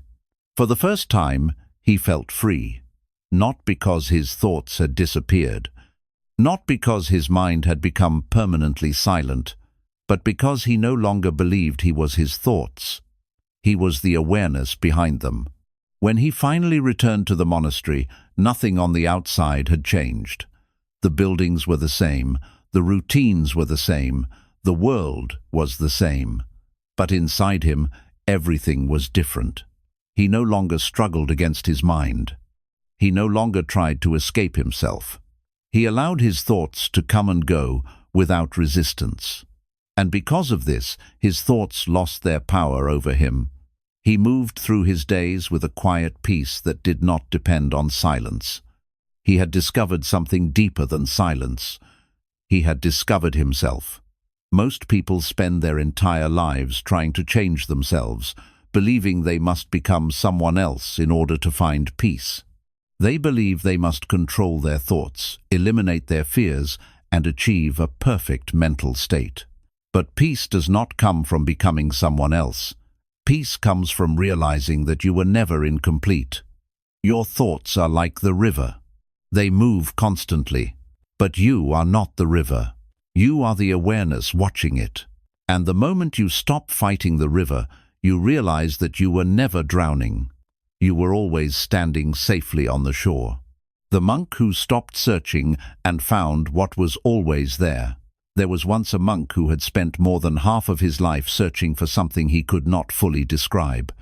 From the moment he entered the monastery as a young man, he carried inside him a deep and silent question that never left him. He believed there was something missing inside him, something that others had found, but he had not yet discovered. He saw the older masters walking calmly, speaking gently, and living without visible struggle, and he believed they possessed something he did not. He believed they had reached enlightenment, and he had not. This belief became the center of his life, shaping every thought and every action. He devoted himself completely to the path. He meditated longer than anyone else. He studied the teachings carefully. He followed every instruction with discipline and sincerity. He believed that if he practiced hard enough, one day he would arrive at the same peaceful state he saw in his teachers. But as the years passed, something inside him remained restless. His thoughts continued to appear without permission. His mind continued to create fears, doubts, and questions. Sometimes his mind became calm, but the calm never stayed. It always returned to movement, always returned to noise. This created quiet frustration inside him. He began to believe that enlightenment was still far away, hidden somewhere in the future. He believed he needed more time, more effort, and more understanding before he could finally reach it. One morning, after many years of practice, he woke up with a feeling of deep exhaustion. It was not physical exhaustion, but something deeper. He was tired of searching. He was tired of trying to become someone else. He was tired of believing that peace existed somewhere beyond his reach. He walked outside the monastery and sat beneath an old tree. The morning air was cool, and the world was quiet. Birds moved gently through the sky, and the wind touched the leaves without effort. He sat there without trying to meditate, without trying to control his mind, without trying to achieve anything. For the first time in many years, he stopped searching. At first, his mind continued its usual activity. Thoughts appeared, reminding him of his past efforts, his failures, and his desires. But something was different this time. He did not follow the thoughts. He did not resist them. He simply allowed them to exist. As he sat there, watching his thoughts without attachment, he noticed something he had never fully understood before. He noticed that his thoughts appeared on their own. He did not create them intentionally. They simply appeared. He also noticed that his thoughts disappeared on their own. He did not need to push them away. They left naturally. He realized that his thoughts were like clouds moving through the sky. They appeared and disappeared, but the sky itself remained unchanged. He then noticed something even deeper. He noticed that there was an awareness behind his thoughts. This awareness did not move. This awareness did not struggle. This awareness did not search. It simply observed. He realized that this awareness had always been present. It had been present during his years of searching. It had been present during his moments of frustration. It had been present during every thought and every emotion. It had never been lost. It had never been incomplete. It had always been whole. In that moment, he understood something that could not be explained with words. He understood that he had spent his entire life searching for something he already was. He had believed that enlightenment was something to be achieved, something to be gained in the future. But enlightenment was not something new. It was the recognition of what had always been present. His suffering had not been caused by his thoughts. His suffering had been caused by his belief that he needed to find something beyond himself. He had believed he was incomplete, and this belief created endless searching. But in the moment he stopped searching, he saw clearly that nothing was missing. He felt a deep and effortless peace, not because his thoughts had disappeared, but because he no longer believed they defined him. He remained sitting beneath the tree for hours, watching the movement of life around him. The wind continued to move. The birds continued to fly. His thoughts continued to appear and disappear. But he was no longer searching. He was no longer trying to become someone else. He was simply present. When he returned to the monastery, nothing on the outside had changed. The buildings were the same. The routines were the same. The people were the same. But his experience of life had completely transformed. He no longer saw himself as someone searching for enlightenment. He saw himself as awareness itself. He no longer tried to control his mind. He allowed his mind to move naturally. He no longer feared his thoughts. He saw them as temporary movements. Other monks noticed the change in him. He moved with calmness, not because he was trying to appear calm, but because he was no longer fighting himself. One day, a younger monk approached him and asked how he had found peace. He replied simply that he had not found peace. He had stopped searching for it. He explained that peace was never hidden. Peace was always present behind the noise of thinking. Searching had created distance. Stopping had revealed truth. Most people spend their entire lives searching for happiness, searching for peace, and searching for completion. They believe that something is missing, and they believe they must find it in the future. But the truth is much simpler. Nothing is missing. Your thoughts may move. Your emotions may move. Your life may change. But the awareness behind everything remains unchanged. The moment you stop searching for something outside yourself, you discover what was always there. You discover that peace was never something you needed to find. It was something you needed to see.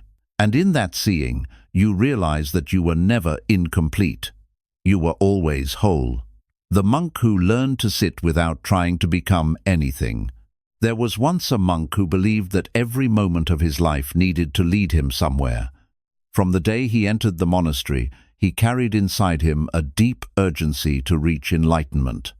He believed enlightenment was a destination that existed at the end of a long path, and he believed that every meditation, every breath, and every action needed to move him closer to that destination.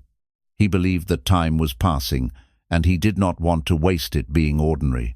He wanted to become free, and he believed freedom existed somewhere ahead of him, waiting to be reached. This belief created constant pressure inside him. Every time he sat down to meditate, he was not simply sitting, he was measuring himself. He was watching his mind, judging whether it was calm enough, silent enough, or focused enough. When his mind became quiet, he felt hopeful. He believed he was making progress. But when his thoughts returned, he felt disappointment. He believed he had moved backward. His meditation became a struggle between what was happening and what he believed should be happening. He began to see his thoughts as obstacles. He began to believe that his current state was not enough. He believed that his present experience was incomplete. He believed he needed to change himself in order to reach peace. This belief followed him everywhere. Even when he walked through the monastery gardens, he was thinking about becoming enlightened.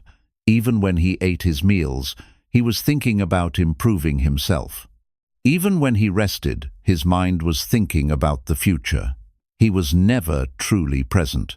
One evening, after many years of practice, he sat beside an old master who was known for his quiet and peaceful presence. The master was sitting without movement, simply watching the sky as the sun slowly disappeared behind the mountains. There was no effort in his posture. There was no tension in his face. He appeared completely at ease. The young monk sat beside him and asked a question that had been inside him for years. He asked, "Master, how can I reach enlightenment faster?" The master looked at him gently and asked, "Why do you want to reach it faster?" The monk replied that he wanted to become free from suffering. He wanted his mind to become silent. He wanted to finally become complete.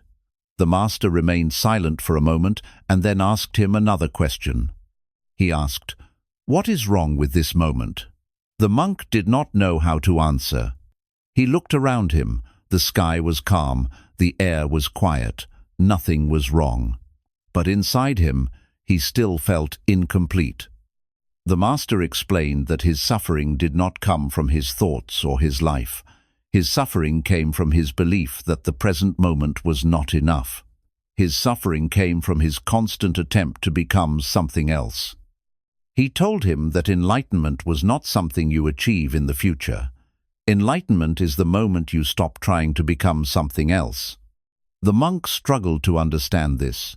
He had spent his entire life trying to improve himself, trying to reach a better state, trying to escape his current experience. The master told him to stop trying completely. He told him to sit, not to become enlightened, but simply to sit. The monk returned to his meditation with confusion. He had always meditated with a goal. He had always meditated to change himself. Now he was being told to meditate without trying to achieve anything. He sat down and allowed himself to exist exactly as he was. At first, his mind continued its usual activity. Thoughts appeared about his past. Thoughts appeared about his future. Thoughts appeared about his desire to reach enlightenment.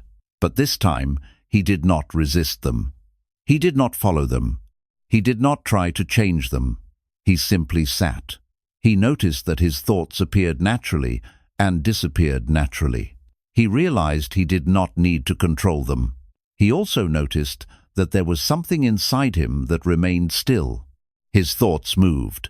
His emotions moved. But his awareness remained unchanged. He realized that his awareness was already complete. It did not need to become anything else. For the first time in his life, he stopped trying to become enlightened. He simply existed. In that moment, he experienced a peace he had never known before. Not because his thoughts had disappeared, but because he had stopped trying to change himself.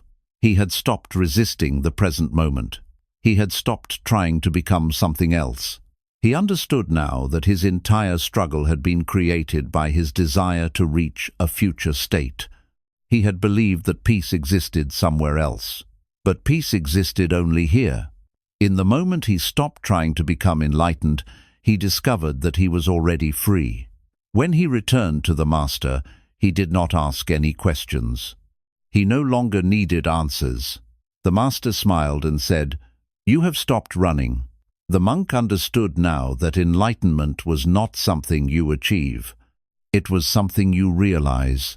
Most people spend their entire lives trying to become something else. They believe they need to improve themselves in order to find peace. They believe they need to change their thoughts, their emotions, or their circumstances. But peace does not come from becoming something else. Peace comes from accepting what already is. The moment you stop trying to become something else, you discover that you were never incomplete. You were always whole. You were always free. The monk who finally stopped listening to his mind. There was once a monk who had lived in the monastery for many years, yet despite all his effort, he felt as though he was still standing at the beginning of his journey.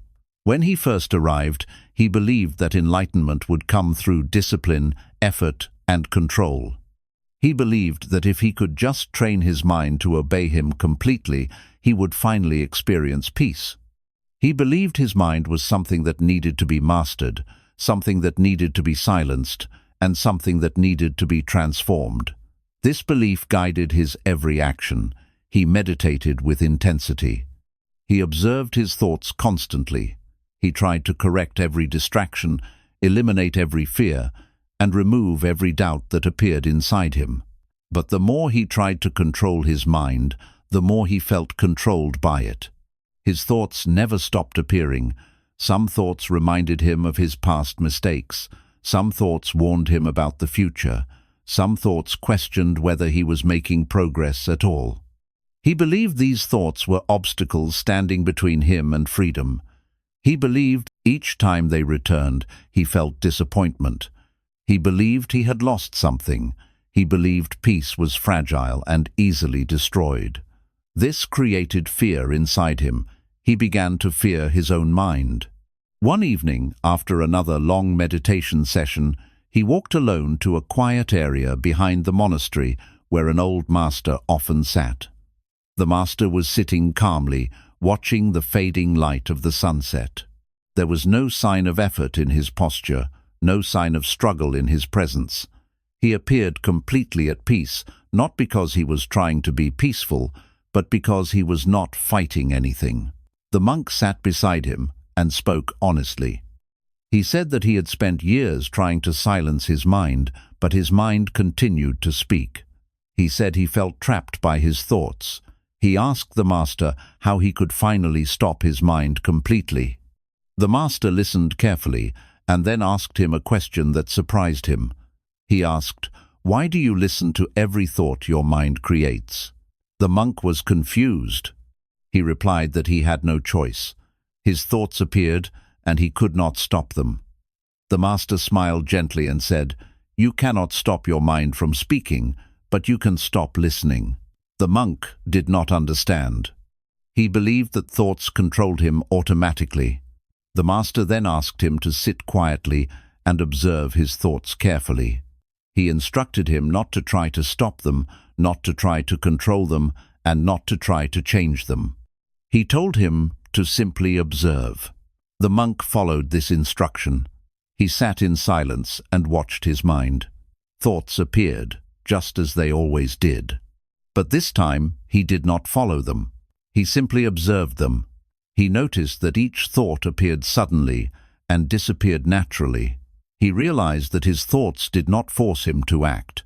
He realized that his thoughts did not control him automatically. He realized that his suffering came from believing his thoughts, not from the thoughts themselves. He saw clearly that there was something inside him observing his thoughts. This awareness remained calm and unchanged. His thoughts moved, but his awareness did not move.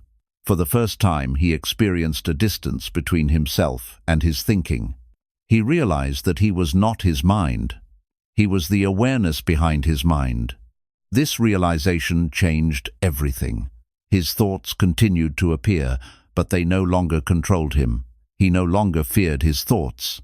He no longer believed every thought automatically. He allowed his thoughts to exist without resistance. And because of this, his thoughts lost their power. His mind became quieter naturally, not because he forced it, but because he stopped feeding it with fear and resistance. He experienced peace, not because his thoughts disappeared, but because he no longer listened to them. When he returned to the master, he understood the truth. The master said, "Your mind will always speak. Its nature is movement, but you are not your mind. You are the one who hears it." The monk realized that he had spent his entire life trying to control his mind, not realizing that he did not need to control it at all. He only needed to stop believing that it was him. Most people live their entire lives controlled by their thoughts. They believe every fear. They believe every doubt. They believe every negative voice inside their mind. They believe they are their thoughts. But this belief creates suffering. The moment you realize that your thoughts are not you, their power disappears. Your mind may continue to speak, but you no longer need to listen. You remain as the silent awareness behind everything. And in that awareness, you discover a peace that cannot be disturbed. A peace that was always there, waiting for you to stop listening. The monk who realized nothing needed to change. There was once a monk who believed that his life was a constant process of becoming something better than he was. From the moment he entered the monastery, He carried inside him a quiet but persistent belief that his current state was not enough. He believed he needed to purify his mind, eliminate his fears, and transform himself into someone completely free from suffering. This belief did not come from arrogance, but from a deep desire to find peace. He had experienced confusion and restlessness before joining the monastery, and he believed that enlightenment was the only way to finally escape the endless movement of his thoughts. He devoted himself fully to his practice. He followed every teaching carefully and lived with discipline and sincerity. He meditated for hours each day, carefully observing his breath and his thoughts. He watched his mind constantly, searching for signs of progress. Whenever his thoughts became quiet, he felt hopeful.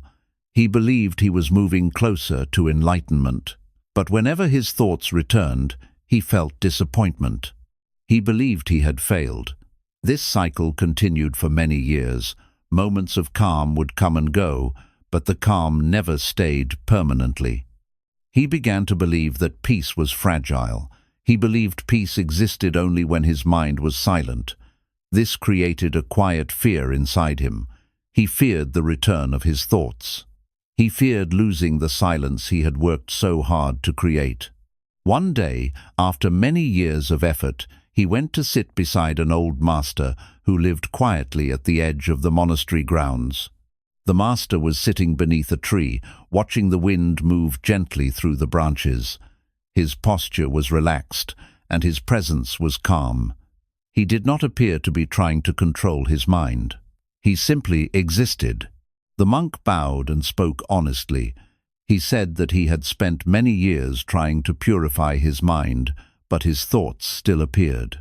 He said he was trying to change himself, but he did not know how long it would take. He asked the master what he needed to do in order to finally reach enlightenment. The master looked at him gently and asked him a simple question. He asked, "What is wrong with you right now?" The monk was surprised by the question. He thought carefully, searching for an answer. His thoughts were present. His mind was active.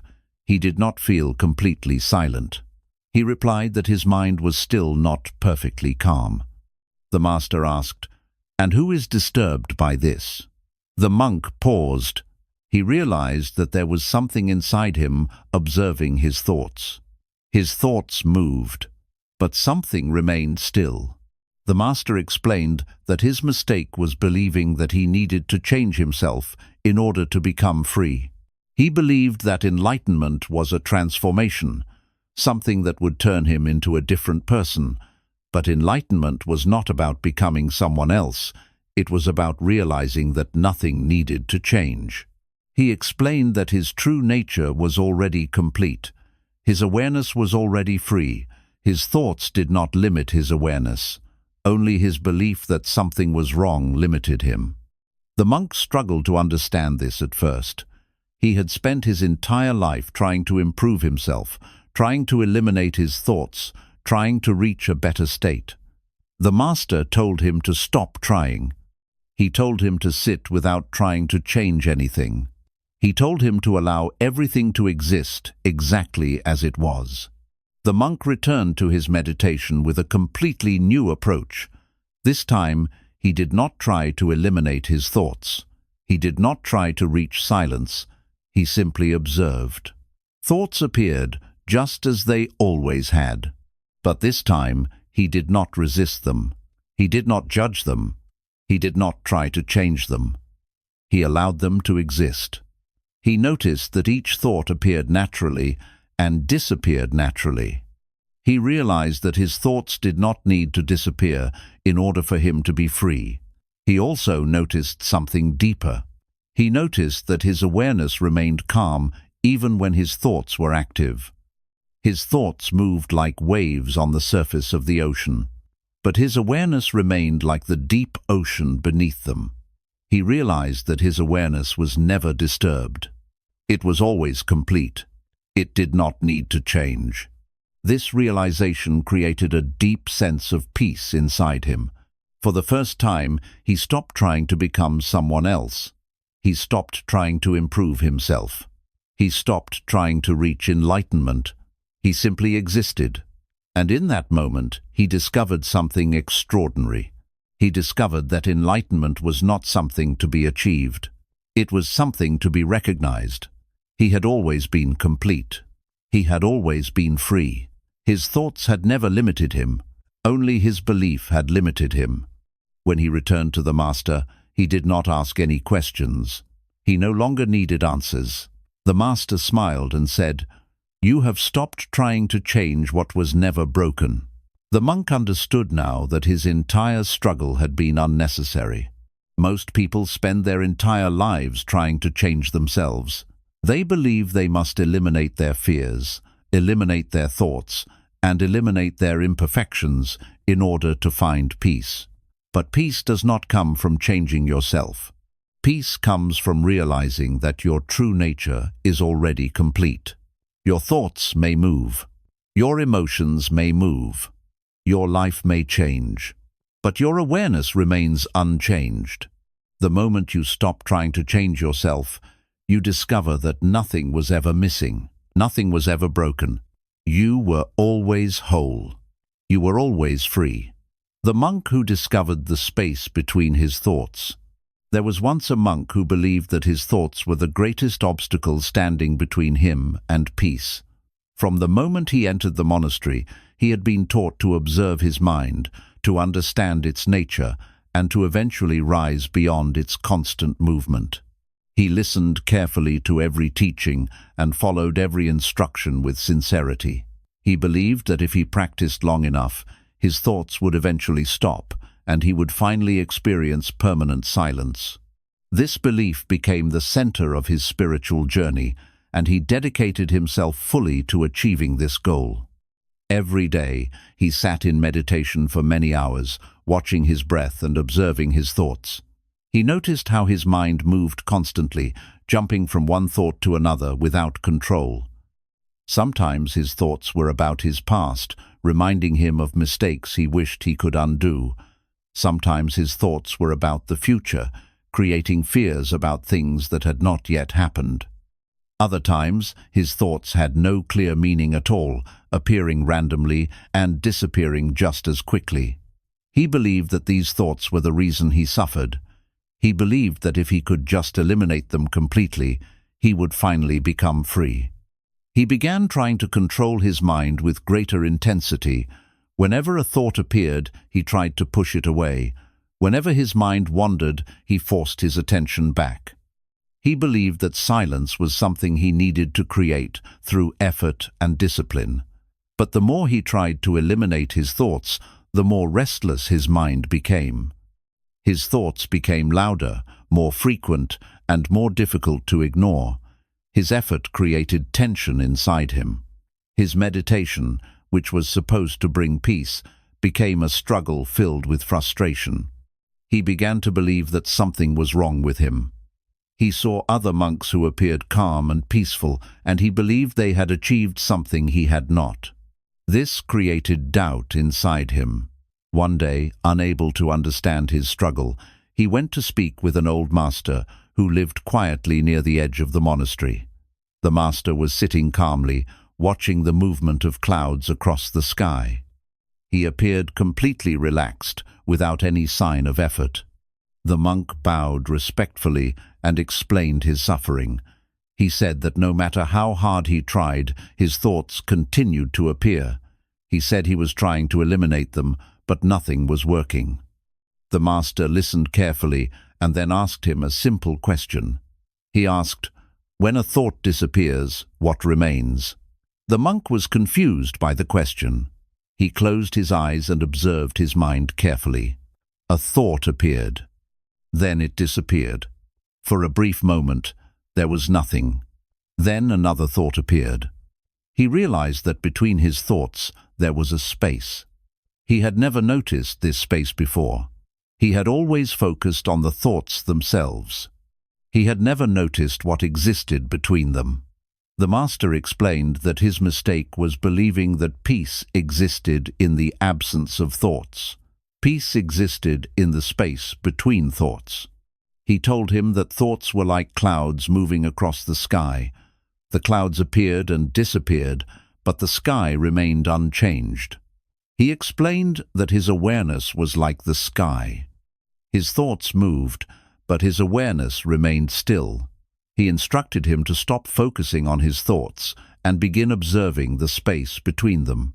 The monk returned to his meditation with this new understanding. This time, he did not try to eliminate his thoughts. He simply observed them. He watched as a thought appeared. He watched as it disappeared. He noticed the space that followed. He realized that this space was peaceful. This space was silent. This space had always been there.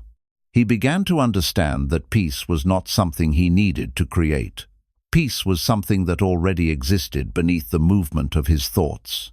As he continued practicing, his attention naturally rested more in the space between thoughts.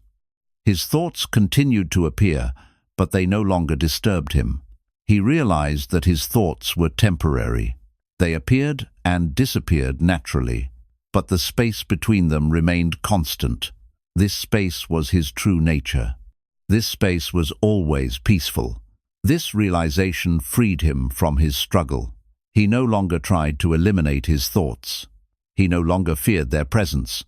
He understood that his thoughts did not define him. He was the awareness observing them. He was the space in which they appeared. When he returned to the master, he said that his thoughts still appeared, but they no longer controlled him. The master smiled and said, "You have discovered what was never missing."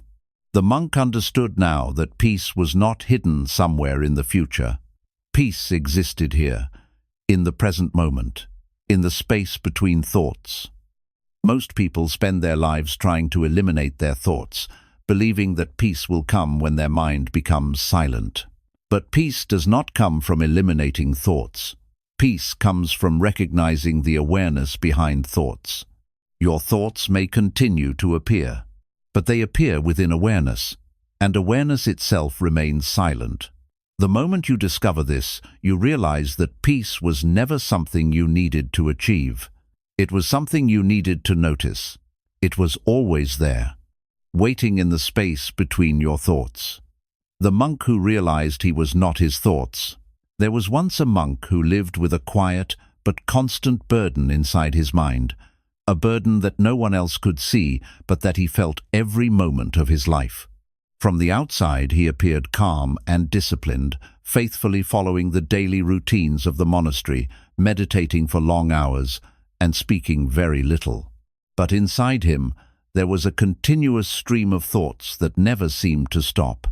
Some thoughts reminded him of his past mistakes and filled him with regret. Some thoughts warned him about the future and filled him with fear. Other thoughts questioned his progress and filled him with doubt. He believed that these thoughts were his greatest weakness, and he believed they were the reason he had not yet found peace. He had joined the monastery with the hope of escaping this endless mental noise.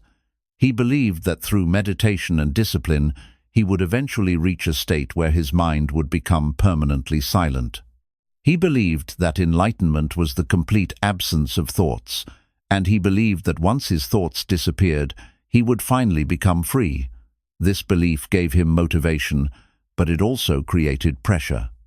Every meditation session became a test. Every moment of silence became something he needed to protect. Sometimes, during deep meditation, his thoughts would slow down, and he would experience moments of calm. In those moments, he felt relief. He believed he was finally reaching his goal, but these moments never lasted. His thoughts always returned, and each time they returned, he felt disappointment. He believed he had failed. He believed he was moving backward instead of forward. This cycle continued for many years. His effort increased, but his peace remained temporary. He began to feel tired of fighting his own mind. He began to wonder if true peace was even possible. One evening, as the sun slowly disappeared behind the mountains, he walked alone beyond the monastery grounds. He needed space to think, or perhaps he needed space to stop thinking. He did not know which. He walked until he reached a quiet, open field where the sky stretched endlessly above him. He sat down and looked at the sky. Clouds moved slowly across the vast, open space. Some clouds were large and heavy, some were light and thin, some appeared suddenly, and some disappeared just as quickly. But no matter how the clouds moved, the sky itself remained unchanged. As he watched the sky, something inside him began to shift. He realized that the sky did not try to stop the clouds. The sky did not resist the clouds. The sky allowed the clouds to come and go freely. And yet, the sky remained whole.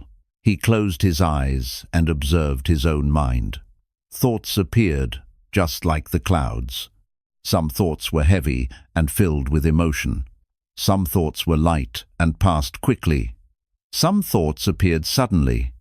Some thoughts disappeared slowly. But behind all the thoughts, there was something else. There was an awareness that remained unchanged. This awareness did not move with the thoughts. This awareness did not resist the thoughts. This awareness simply observed. For the first time, he saw clearly that he was not his thoughts. His thoughts were like the clouds. He was the sky. This realization was not something he understood intellectually. It was something he experienced directly. He saw that his thoughts appeared within his awareness, but they did not define his awareness. His awareness existed before his thoughts appeared. His awareness remained after his thoughts disappeared. His thoughts were temporary. His awareness was permanent. He realized that his suffering had never been caused by his thoughts. His suffering had been caused by his belief that he was his thoughts. He had believed every fear. He had believed every doubt. He had believed every negative voice inside his mind. He had believed these thoughts were him, but now he saw clearly that they were not him. They were simply movements within his awareness.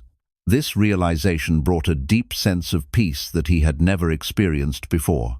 His thoughts continued to appear, but they no longer controlled him. He no longer feared them. He no longer resisted them. He allowed them to exist. And because he no longer identified with them, they lost their power. He returned to the monastery, but everything felt different. The buildings were the same. The routines were the same. The world was the same. But his experience was completely transformed. He no longer saw his thoughts as enemies. He saw them as temporary movements. He remained as the awareness behind them. Other monks noticed the change in him. He moved with calmness, not because he was trying to be calm, but because he was no longer fighting himself. One day, a younger monk asked him how he had finally found peace. He replied simply that he had realized he was not his thoughts.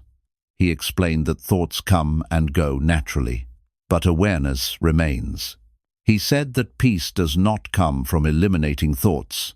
Peace comes from realizing that thoughts do not define you. Most people spend their entire lives controlled by their thoughts. They believe every fear. They believe every doubt. They believe every negative voice inside their mind. But these thoughts are not who you are. They are temporary movements. You are the awareness behind them. The moment you realize this, your thoughts lose their power. They may continue to appear, but they no longer control you. You remain as the silent awareness behind everything.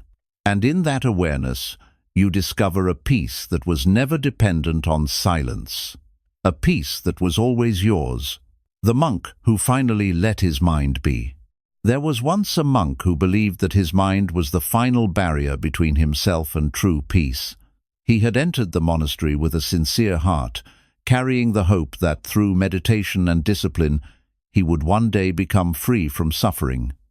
He believed that enlightenment was a state where the mind would no longer create fear, no longer create doubt, and no longer create endless movement. He believed that his thoughts were the source of his suffering, and he believed that if he could just stop his mind completely, he would finally become free. For many years, he practiced with intense dedication. Every day he sat in meditation for long hours, observing his breath and watching his thoughts carefully. Whenever a thought appeared, he saw it as an obstacle. Whenever his mind wandered, he tried to bring it back under control. He believed that discipline would eventually silence his mind. He believed that effort would eventually bring him peace. Sometimes, during meditation, his mind became quiet. In those moments, he felt relief. He believed he was making progress, but the silence never lasted. His thoughts always returned. And each time they returned, he felt disappointment. He believed he had lost something valuable. He believed that peace was fragile, something that could disappear at any moment. This created a quiet fear inside him. He began to fear his own thoughts. He began to see his mind as something dangerous, something that could take his peace away. He did not realize that his fear of his thoughts was creating more suffering than the thoughts themselves. One evening, after many years of practice, he sat beside an old master who lived quietly near the edge of the monastery. The master was sitting calmly, watching the moon rise slowly into the night sky. His presence was peaceful, without effort, without tension. The monk sat beside him and spoke honestly. He said that he had spent years trying to silence his mind, but his mind continued to move. He said he was afraid that he would never reach enlightenment. He said he did not know how to stop his thoughts completely. The master listened carefully and then asked him a simple question. He asked, "Why are you trying to stop your mind?" The monk replied that he believed his thoughts were the source of his suffering. The master smiled gently and said, "Your thoughts are not your suffering. Your resistance to your thoughts is your suffering." The monk was confused. He had always believed that his thoughts were the problem. The master explained that the mind is like the sky and thoughts are like clouds. The sky does not try to stop the clouds. The sky allows the clouds to come and go freely, and yet the sky remains whole. He told the monk that his true nature was like the sky. His thoughts were temporary movements. They did not define him. He instructed the monk to stop fighting his thoughts. He told him to allow his mind to be exactly as it was. The monk returned to his meditation with this new understanding. This time, he did not try to silence his mind. He allowed his thoughts to appear. He allowed his mind to move. At first, his thoughts continued appearing as they always had, but because he was no longer resisting them, something began to change. He noticed that his thoughts appeared naturally and disappeared naturally. He realized that he did not need to stop them. They stopped on their own. He also noticed something deeper. He noticed that his awareness remained calm even when his thoughts were active. His thoughts moved, but his awareness did not move. He realized that his peace did not depend on the silence of his mind. His peace depended on his awareness. For the first time, he stopped trying to control his mind. He allowed his mind to exist freely. And because he stopped resisting his mind, his suffering disappeared. His thoughts no longer controlled him. His thoughts no longer created fear. His thoughts became like distant sounds, appearing and disappearing without disturbing his peace. He realized that his mind had never been his enemy. His resistance had been his enemy. He had spent years fighting something that did not need to be fought. When he returned to the master, he said that his mind still moved, but he was no longer disturbed. The master smiled and said, "You have finally allowed your mind to be." The monk understood now that enlightenment was not the absence of thoughts. Enlightenment was the absence of resistance. Most people spend their lives trying to control their minds. They believe peace will come when their thoughts disappear. But peace does not come from controlling the mind. Peace comes from allowing the mind to exist without resistance. Your thoughts may continue to appear. Your mind may continue to move. But you are not your thoughts. You are the awareness behind them. And when you allow your mind to be exactly as it is, you discover something extraordinary. You discover that peace was never dependent on silence. Peace was always within you. The monk who stopped trying to control the moment and finally saw the truth. There was once a monk who believed that peace was something fragile, something that could only exist if everything in his life remained perfectly still and completely under control. From the moment he entered the monastery, he carried inside him a quiet fear that his thoughts, emotions, and experiences could pull him away from enlightenment at any moment. He believed that his mind was unpredictable and dangerous, and he believed that unless he learned to control it completely, he would never become free. This belief shaped his entire existence. Every breath he took, every meditation he practiced, and every moment he experienced was filled with effort. He was always trying to shape the present moment into something calmer, quieter, and more peaceful than it naturally was. He believed that peace was something he had to protect. Each morning he sat in meditation with intense focus, watching his mind carefully. Whenever a thought appeared, he immediately tried to push it away. Whenever an emotion arose, he tried to suppress it. He believed that true enlightenment meant living in a permanent state of silence. He believed that his thoughts were obstacles standing between him and freedom, and he believed that if he could just eliminate them, he would finally reach peace. Sometimes, during meditation, his mind would become quiet for a short time. In those moments, he felt relief. He believed he was finally succeeding, but these moments never lasted. Thoughts always returned, and when they did, he felt disappointment. He believed he had lost something. He believed he had failed. This created a cycle of struggle that lasted for many years. The more he tried to control his mind, the more restless it became. The more he tried to force peace, the more distant peace felt. His meditation became heavy, filled with effort and frustration. He no longer experienced meditation as a place of rest. He experienced it as a battlefield where he was constantly fighting against himself. One afternoon, feeling completely exhausted, he walked away from the monastery and followed a narrow path that led into the forest. He did not walk with a goal. He walked because he needed to escape the constant effort inside him. He walked until he reached a quiet clearing where a small river flowed gently between smooth stones. He sat beside the river and watched the water carefully. The river moved naturally, without hesitation, without resistance. It did not try to control its movement. It did not try to force itself into stillness. It simply flowed. As he watched the river, he noticed something that surprised him. The river was constantly moving, but it was completely at peace. It did not need to become still in order to be peaceful. It did not need to control itself in order to be complete. At that moment, the old master approached him quietly and sat beside him. The master did not speak immediately. He simply watched the river with him. After some time, the master asked him what he saw. The monk replied that he saw the river moving endlessly. The master asked him if the river was suffering. The monk replied that the river was not suffering. The master then asked him why the river was not suffering. The monk thought carefully and replied that the river was not suffering because it was not resisting its movement. The master smiled gently. He explained that the monk's mind was like the river. His thoughts were like the flowing water.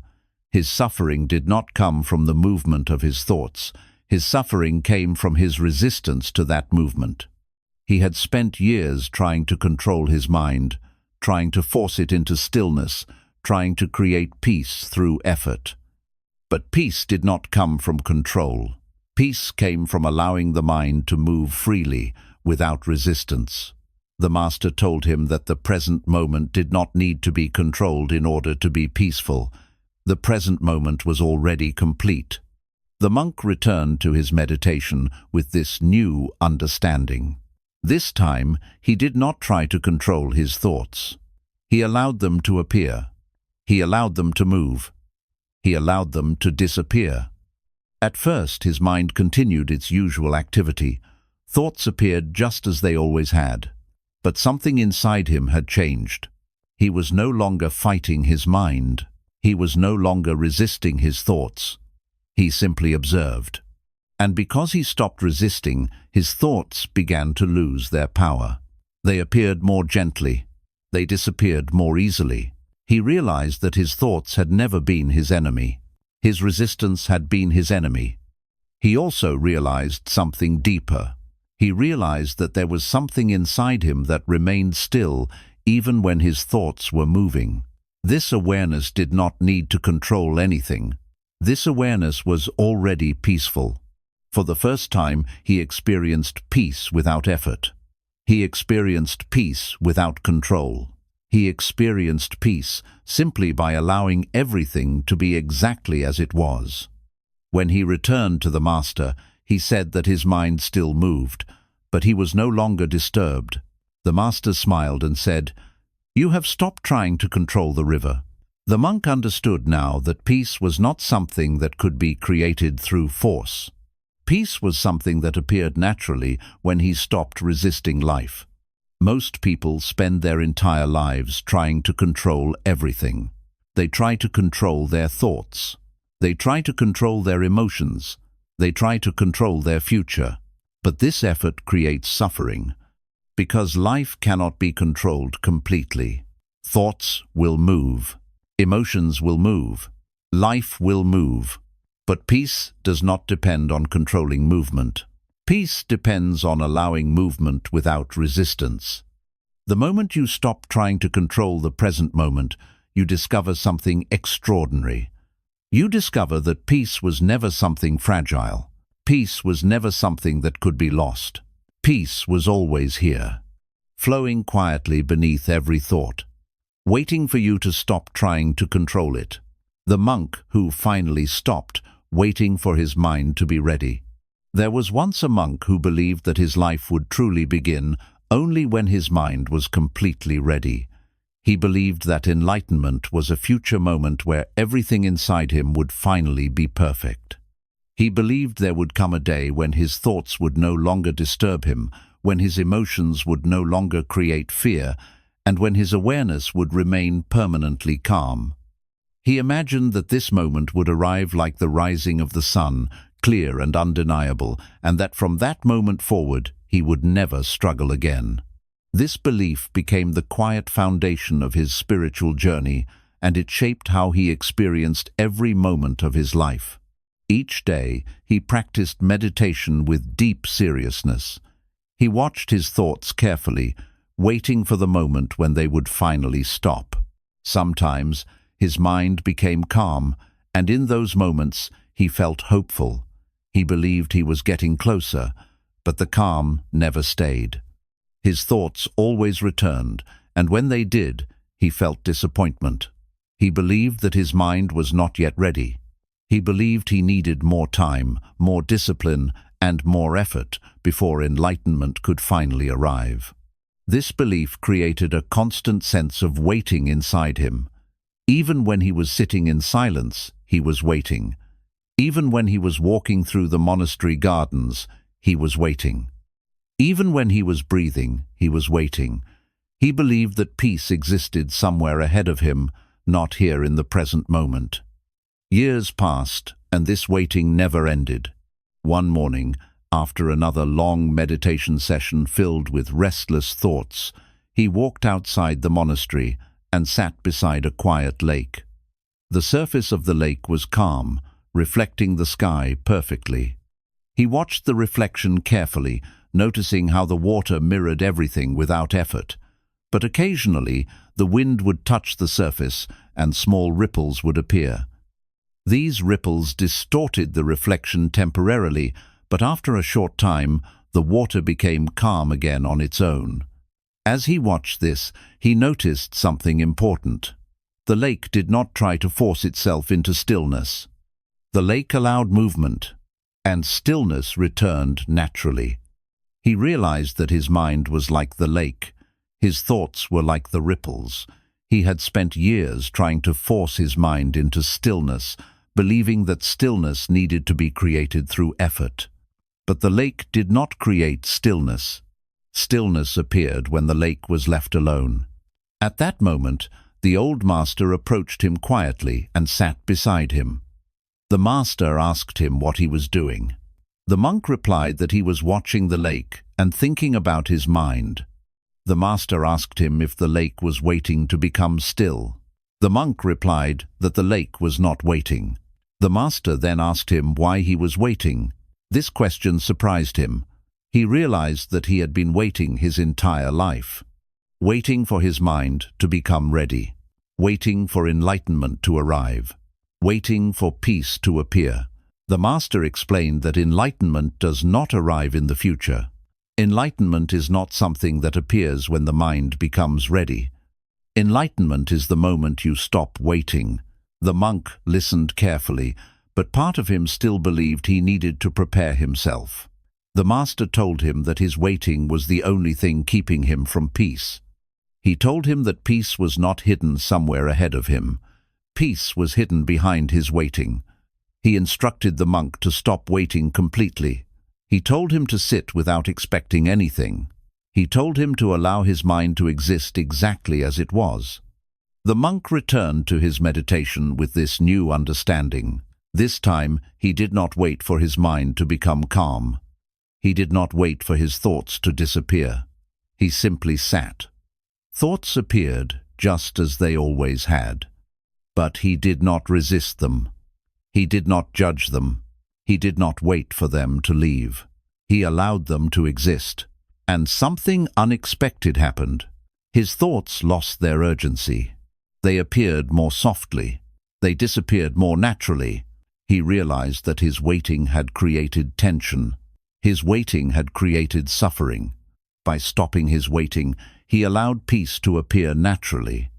He also realized something deeper. He realized that his awareness had always been ready. His awareness did not need preparation. His awareness did not need improvement. His awareness was already complete.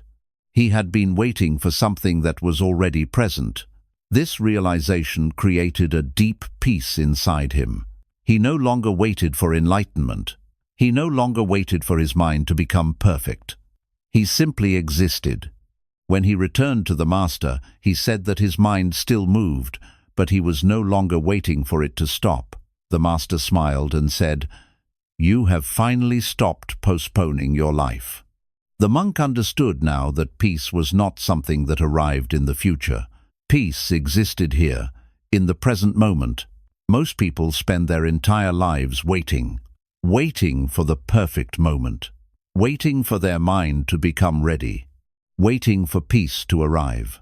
But peace does not arrive in the future. Peace appears the moment you stop waiting. Your thoughts may continue to appear. Your mind may continue to move. But your awareness is already complete. The moment you realize this, waiting disappears. And when waiting disappears, peace remains. Not as something you achieved, but as something that was always there, waiting for you to stop waiting. The monk who watched his thoughts and saw that none of them were him. There was once a monk who lived with a quiet fear that he could never escape himself. From the moment he entered the monastery, he believed that enlightenment meant becoming someone completely different from who he was.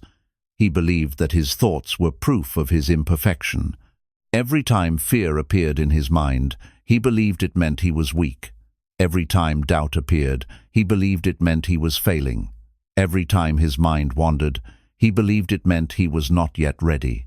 This belief created a deep inner struggle that followed him everywhere. Even in the quietest moments, when the world around him was silent, his mind remained active, constantly creating thoughts that made him question himself. He watched other monks who appeared calm and peaceful, and he believed they had achieved something he had not. He believed they had eliminated their thoughts completely. He believed they had become free from the noise of the mind. This belief made him feel incomplete. He believed he needed to change himself in order to reach the same peace. He believed he needed to eliminate every thought that disturbed him.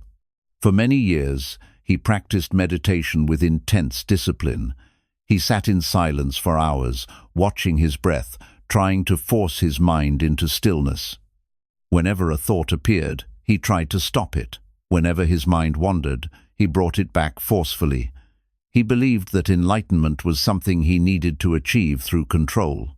Sometimes his mind became quiet, and in those moments he felt hope, but the quiet never lasted. His thoughts always returned, and when they did, he felt disappointment. He believed he had failed again. One evening, after another long meditation session filled with restless thinking, he walked outside the monastery and sat beneath a large tree. The night was quiet, and the sky was filled with countless stars.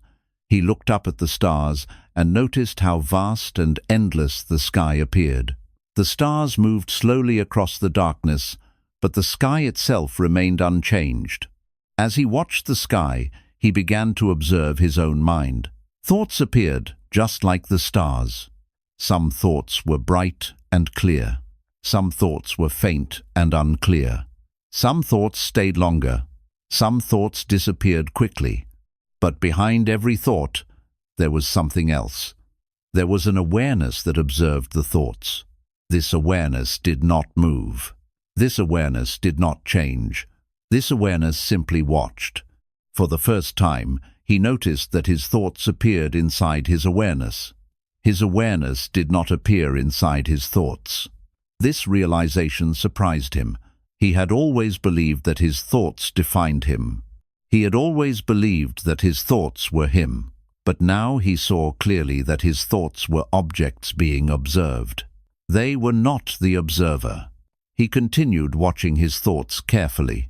He noticed that thoughts appeared without his permission. He did not choose them. They simply appeared. He also noticed that thoughts disappeared without his effort.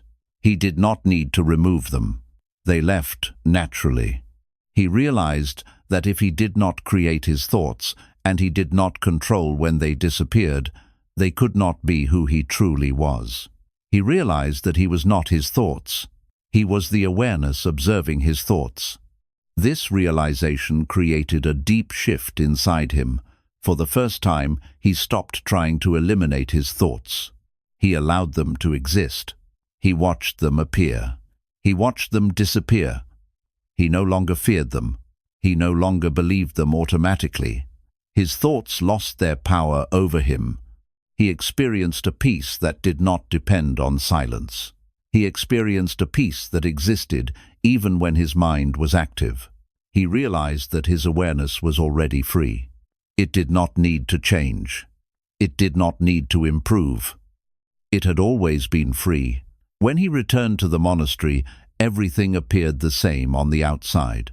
But inside him, everything had changed. He no longer saw his thoughts as enemies. He saw them as temporary movements. He remained as the awareness behind them. Other monks noticed the change in him. He moved with calmness and ease. Not because his thoughts had disappeared, but because he no longer believed he was his thoughts. One day, a younger monk asked him how he had found peace. He replied that he had realized that none of his thoughts were him. He explained that thoughts come and go naturally, but awareness remains. He said that suffering begins when you believe you are your thoughts. Freedom begins when you realize you are not. Most people spend their entire lives controlled by their thoughts. They believe every fear. They believe every doubt. They believe every negative voice inside their mind. But these thoughts are not who you are. They are temporary movements. You are the awareness observing them. The moment you realize this, everything changes. Your thoughts may continue to appear, but they no longer control you. You remain as the silent observer behind everything. And in that silence, you discover a peace that was never dependent on silence. A peace that was always yours. The monk who realized he had never been trapped. There was once a monk who believed that his mind was a prison from which he needed to escape. From the moment he entered the monastery, he carried inside him a quiet but powerful belief that he was trapped inside his own thinking. His thoughts appeared constantly, sometimes gently and sometimes with overwhelming force, and he believed they controlled his experience of life. When fearful thoughts appeared, he felt afraid. When doubtful thoughts appeared, he felt weak. When painful memories appeared, he felt trapped by the past. He believed that his thoughts defined him, and because he could not stop them completely, he believed he was not yet free. He listened carefully to the teachings of the masters, and he heard them speak about liberation, awareness, and inner peace. He believed these were states he needed to achieve. He believed that somewhere in the future, if he practiced hard enough, he would finally escape the prison of his mind. This belief created both hope and suffering inside him. Hope, because he believed freedom was possible. Suffering, because he believed he was not yet free. Every day he sat in meditation, trying to silence his mind. He watched his thoughts carefully, trying to control them. Sometimes his thoughts slowed, and in those moments he felt relief. But they never stopped permanently. They always returned. And when they returned, he felt frustration. He believed that something was wrong with him. He began to believe that his mind was an enemy he needed to defeat. This belief created a constant struggle inside him. One evening, feeling tired of fighting himself, he walked beyond the monastery walls and climbed a small hill that overlooked a vast open valley. The sky above him stretched endlessly, and the air was completely still. He sat down and looked out at the open space in front of him. There were no walls, there were no barriers. There was nothing trapping the valley. As he sat there, watching the open space, he began to observe his own mind. Thoughts appeared, just as they always had. But this time, instead of trying to stop them, he simply watched. He noticed that his thoughts appeared inside his awareness. He noticed that his awareness itself was not trapped. His awareness was open, just like the valley. His thoughts appeared and disappeared within that openness.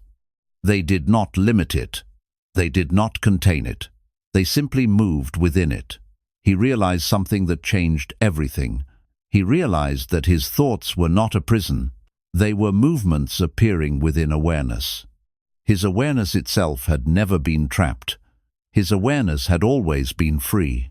He had spent his entire life believing he was trapped, but the truth was that he had never been trapped at all. He had only believed he was trapped because he identified himself with his thoughts.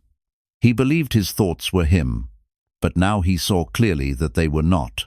They were temporary movements. His awareness remained unchanged. This realization created a deep peace inside him.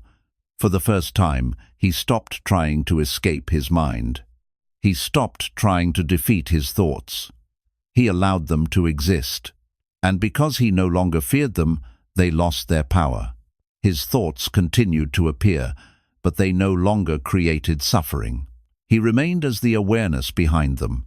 When he returned to the monastery, he moved differently. Not because his thoughts had disappeared, but because he no longer believed he was trapped by them. One day, he returned to the old master and told him what he had realized. He said that his thoughts still appeared, but he no longer felt trapped. The master smiled and said, "You were never inside the prison. The prison existed only in your belief." The monk understood now that freedom was not something he needed to achieve. Freedom was something he needed to recognize. He had always been free. Most people spend their entire lives believing they are trapped by their thoughts. They believe their fears define them. They believe their doubts define them. They believe their past defines them. But these are only thoughts. They appear. They disappear. They do not define who you are. You are the awareness behind them. You are the open space in which they appear. And that awareness has never been trapped. The moment you realize this, the prison disappears. Not because you escaped it, but because it was never real. And in that realization, you discover a freedom that was always yours. The monk who finally understood that peace was never missing. There was once a monk who believed that peace was something fragile, something that could appear and disappear depending on the condition of his mind. From the moment he entered the monastery, he carried inside him a deep desire to find a permanent state of calm. He believed that enlightenment was a state where his mind would no longer create disturbance, where fear would no longer arise, and where his awareness would remain perfectly still forever. He believed that until his mind reached this perfect state, he was incomplete. This belief shaped how he experienced every moment of his life, and it created a constant sense of distance between himself and the peace he was searching for. Every day, he practiced meditation with sincerity and effort. He sat quietly, observing his breath and watching his thoughts carefully. Sometimes his mind would become calm, and in those moments he felt relief. He believed he was finally touching the peace he had been searching for, but these moments never lasted. His thoughts always returned, his mind always moved again, and when it did, he felt disappointment. He believed that peace had left him. He believed that he had lost something important. This created a deep frustration inside him. He began to believe that peace was something temporary, something that needed to be protected. He became afraid of his thoughts, believing they were the reason peace disappeared. He believed that if he could just eliminate his thoughts completely, peace would finally remain. This belief created a quiet suffering that lasted for many years.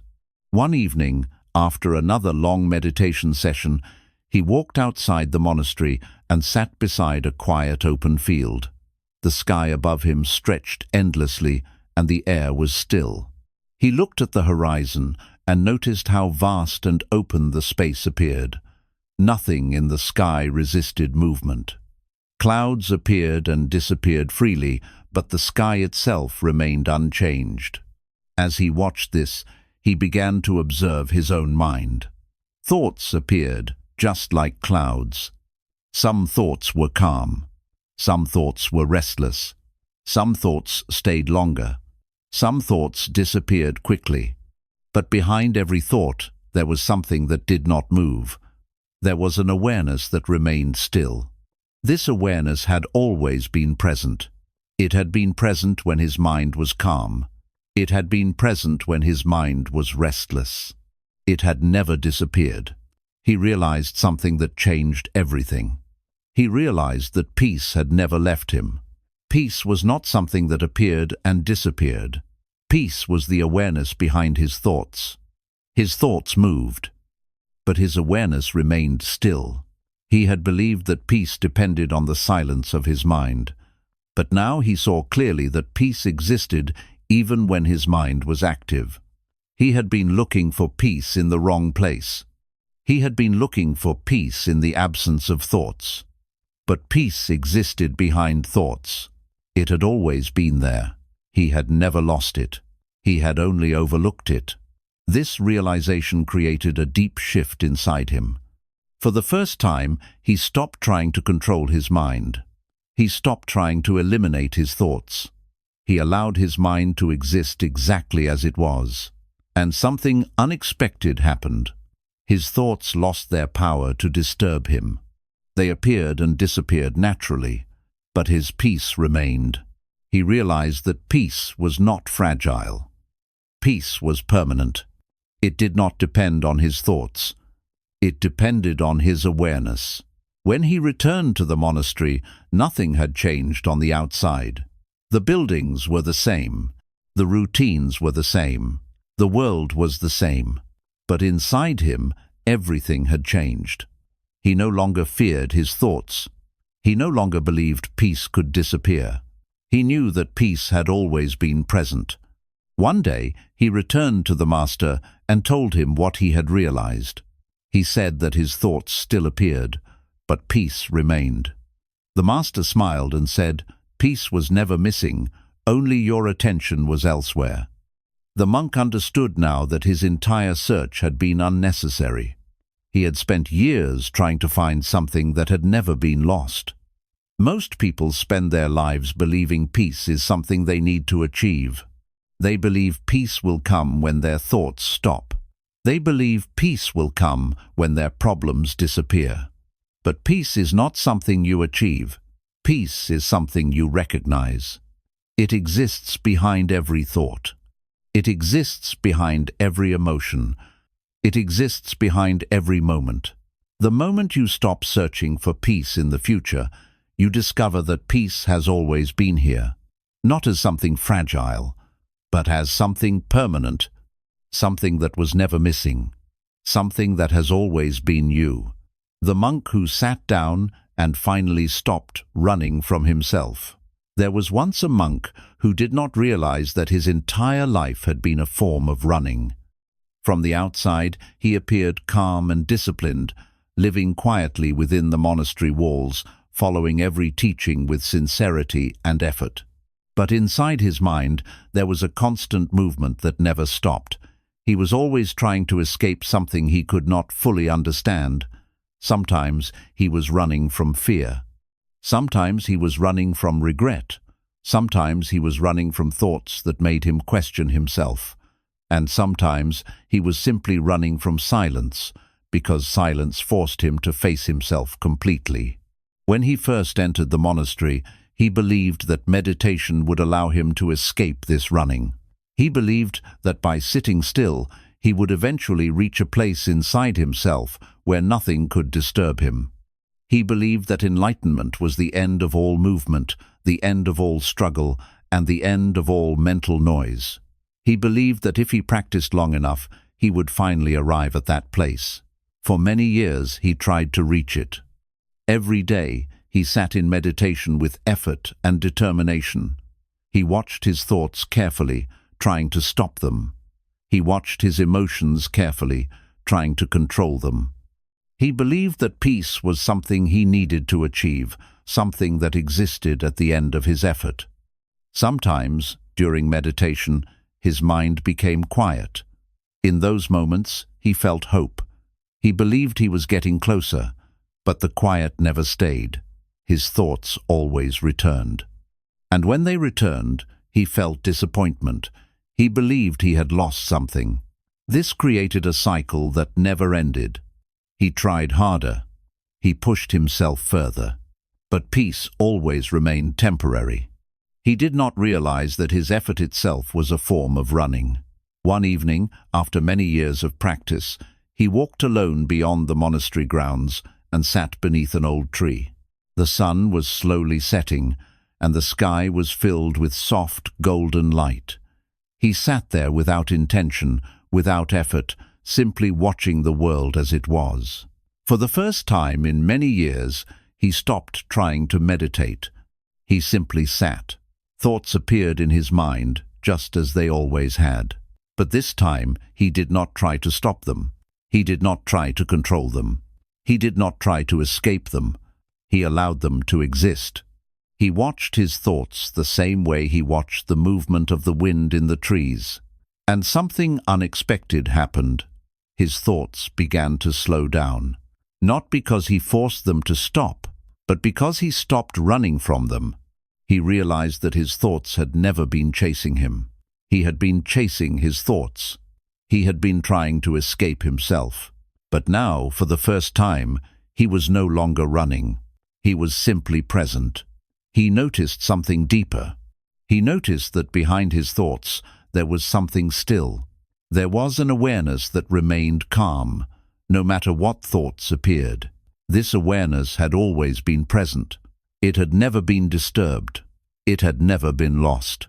He realized that his thoughts were like clouds moving across the sky. They appeared. They disappeared. But the sky itself remained unchanged. He realized that he was not his thoughts. He was the awareness behind them. This realization created a deep peace inside him. Not because his thoughts had disappeared, but because he no longer believed he needed to escape them. He had spent his entire life running from himself. But now he had stopped. When he returned to the monastery, nothing had changed on the outside. The buildings were the same. The routines were the same. The world was the same. But inside him, everything had changed. He no longer saw his thoughts as enemies. He no longer tried to escape his mind. He allowed everything to exist exactly as it was. And because he stopped running, he discovered something extraordinary. He discovered that peace was never something he needed to reach. Peace was something he needed to stop running from. One day, he returned to the master and told him what he had realized. He said that his thoughts still appeared, but he was no longer disturbed. The master smiled and said, "You have finally stopped running." The monk understood now that enlightenment was not something that arrived in the future. Enlightenment was the moment you stop trying to escape yourself. Most people spend their lives running from fear, running from pain, running from their own thoughts. They believe peace exists somewhere ahead of them. But peace does not exist ahead of you. Peace exists here. In the moment you stop running, your thoughts may continue to appear. Your mind may continue to move. But you remain as the awareness behind everything. And in that awareness, you discover a peace that was never dependent on silence. A peace that was never dependent on effort. A peace that was always here, waiting for you to stop running. In the end, the monk realized that his suffering had never been caused by his thoughts, his past, or his circumstances. His suffering had been created by one simple misunderstanding. He had believed that he was his mind. He had believed that every thought defined him. He had believed that every fear was real, every doubt was truth, and every mental movement was something he needed to control or escape. This belief had kept him trapped in an endless cycle of effort, resistance, and searching. But the moment he stopped running, everything changed. He saw clearly that his thoughts were not his prison. They were only movements appearing within awareness. Just as clouds move across the sky without disturbing the sky itself, his thoughts moved across his awareness without changing its true nature. He realized that peace was never something he needed to create. Peace was always present behind the noise of his thinking. It had never left him. It had never been broken. It had only been hidden behind his constant effort to escape himself. He understood now that freedom does not come from controlling the mind. Freedom comes from no longer identifying with the mind. The mind will continue to think. Thoughts will continue to appear. Emotions will continue to rise and fall. This is the nature of being human. But behind all of this movement, there is something deeper, something still, something untouched. That stillness is your true nature. That stillness is what you truly are. The monk no longer tried to silence his thoughts. He no longer tried to become someone else. He no longer waited for a perfect moment. He simply lived. He walked. He breathed. He existed. And in that simple existence, he discovered the peace he had spent his entire life searching for. This is the truth the Buddha pointed to. You do not need to become free. You are already free. You do not need to find peace. Peace is already here. The only thing that hides it is the belief that something is missing. The moment you stop chasing, stop resisting, and stop running, you begin to see clearly. You are not your thoughts. You are the awareness behind them. And in that awareness, there is nothing to fix, nothing to change, and nothing to achieve. There is only peace. And it has been with you all along.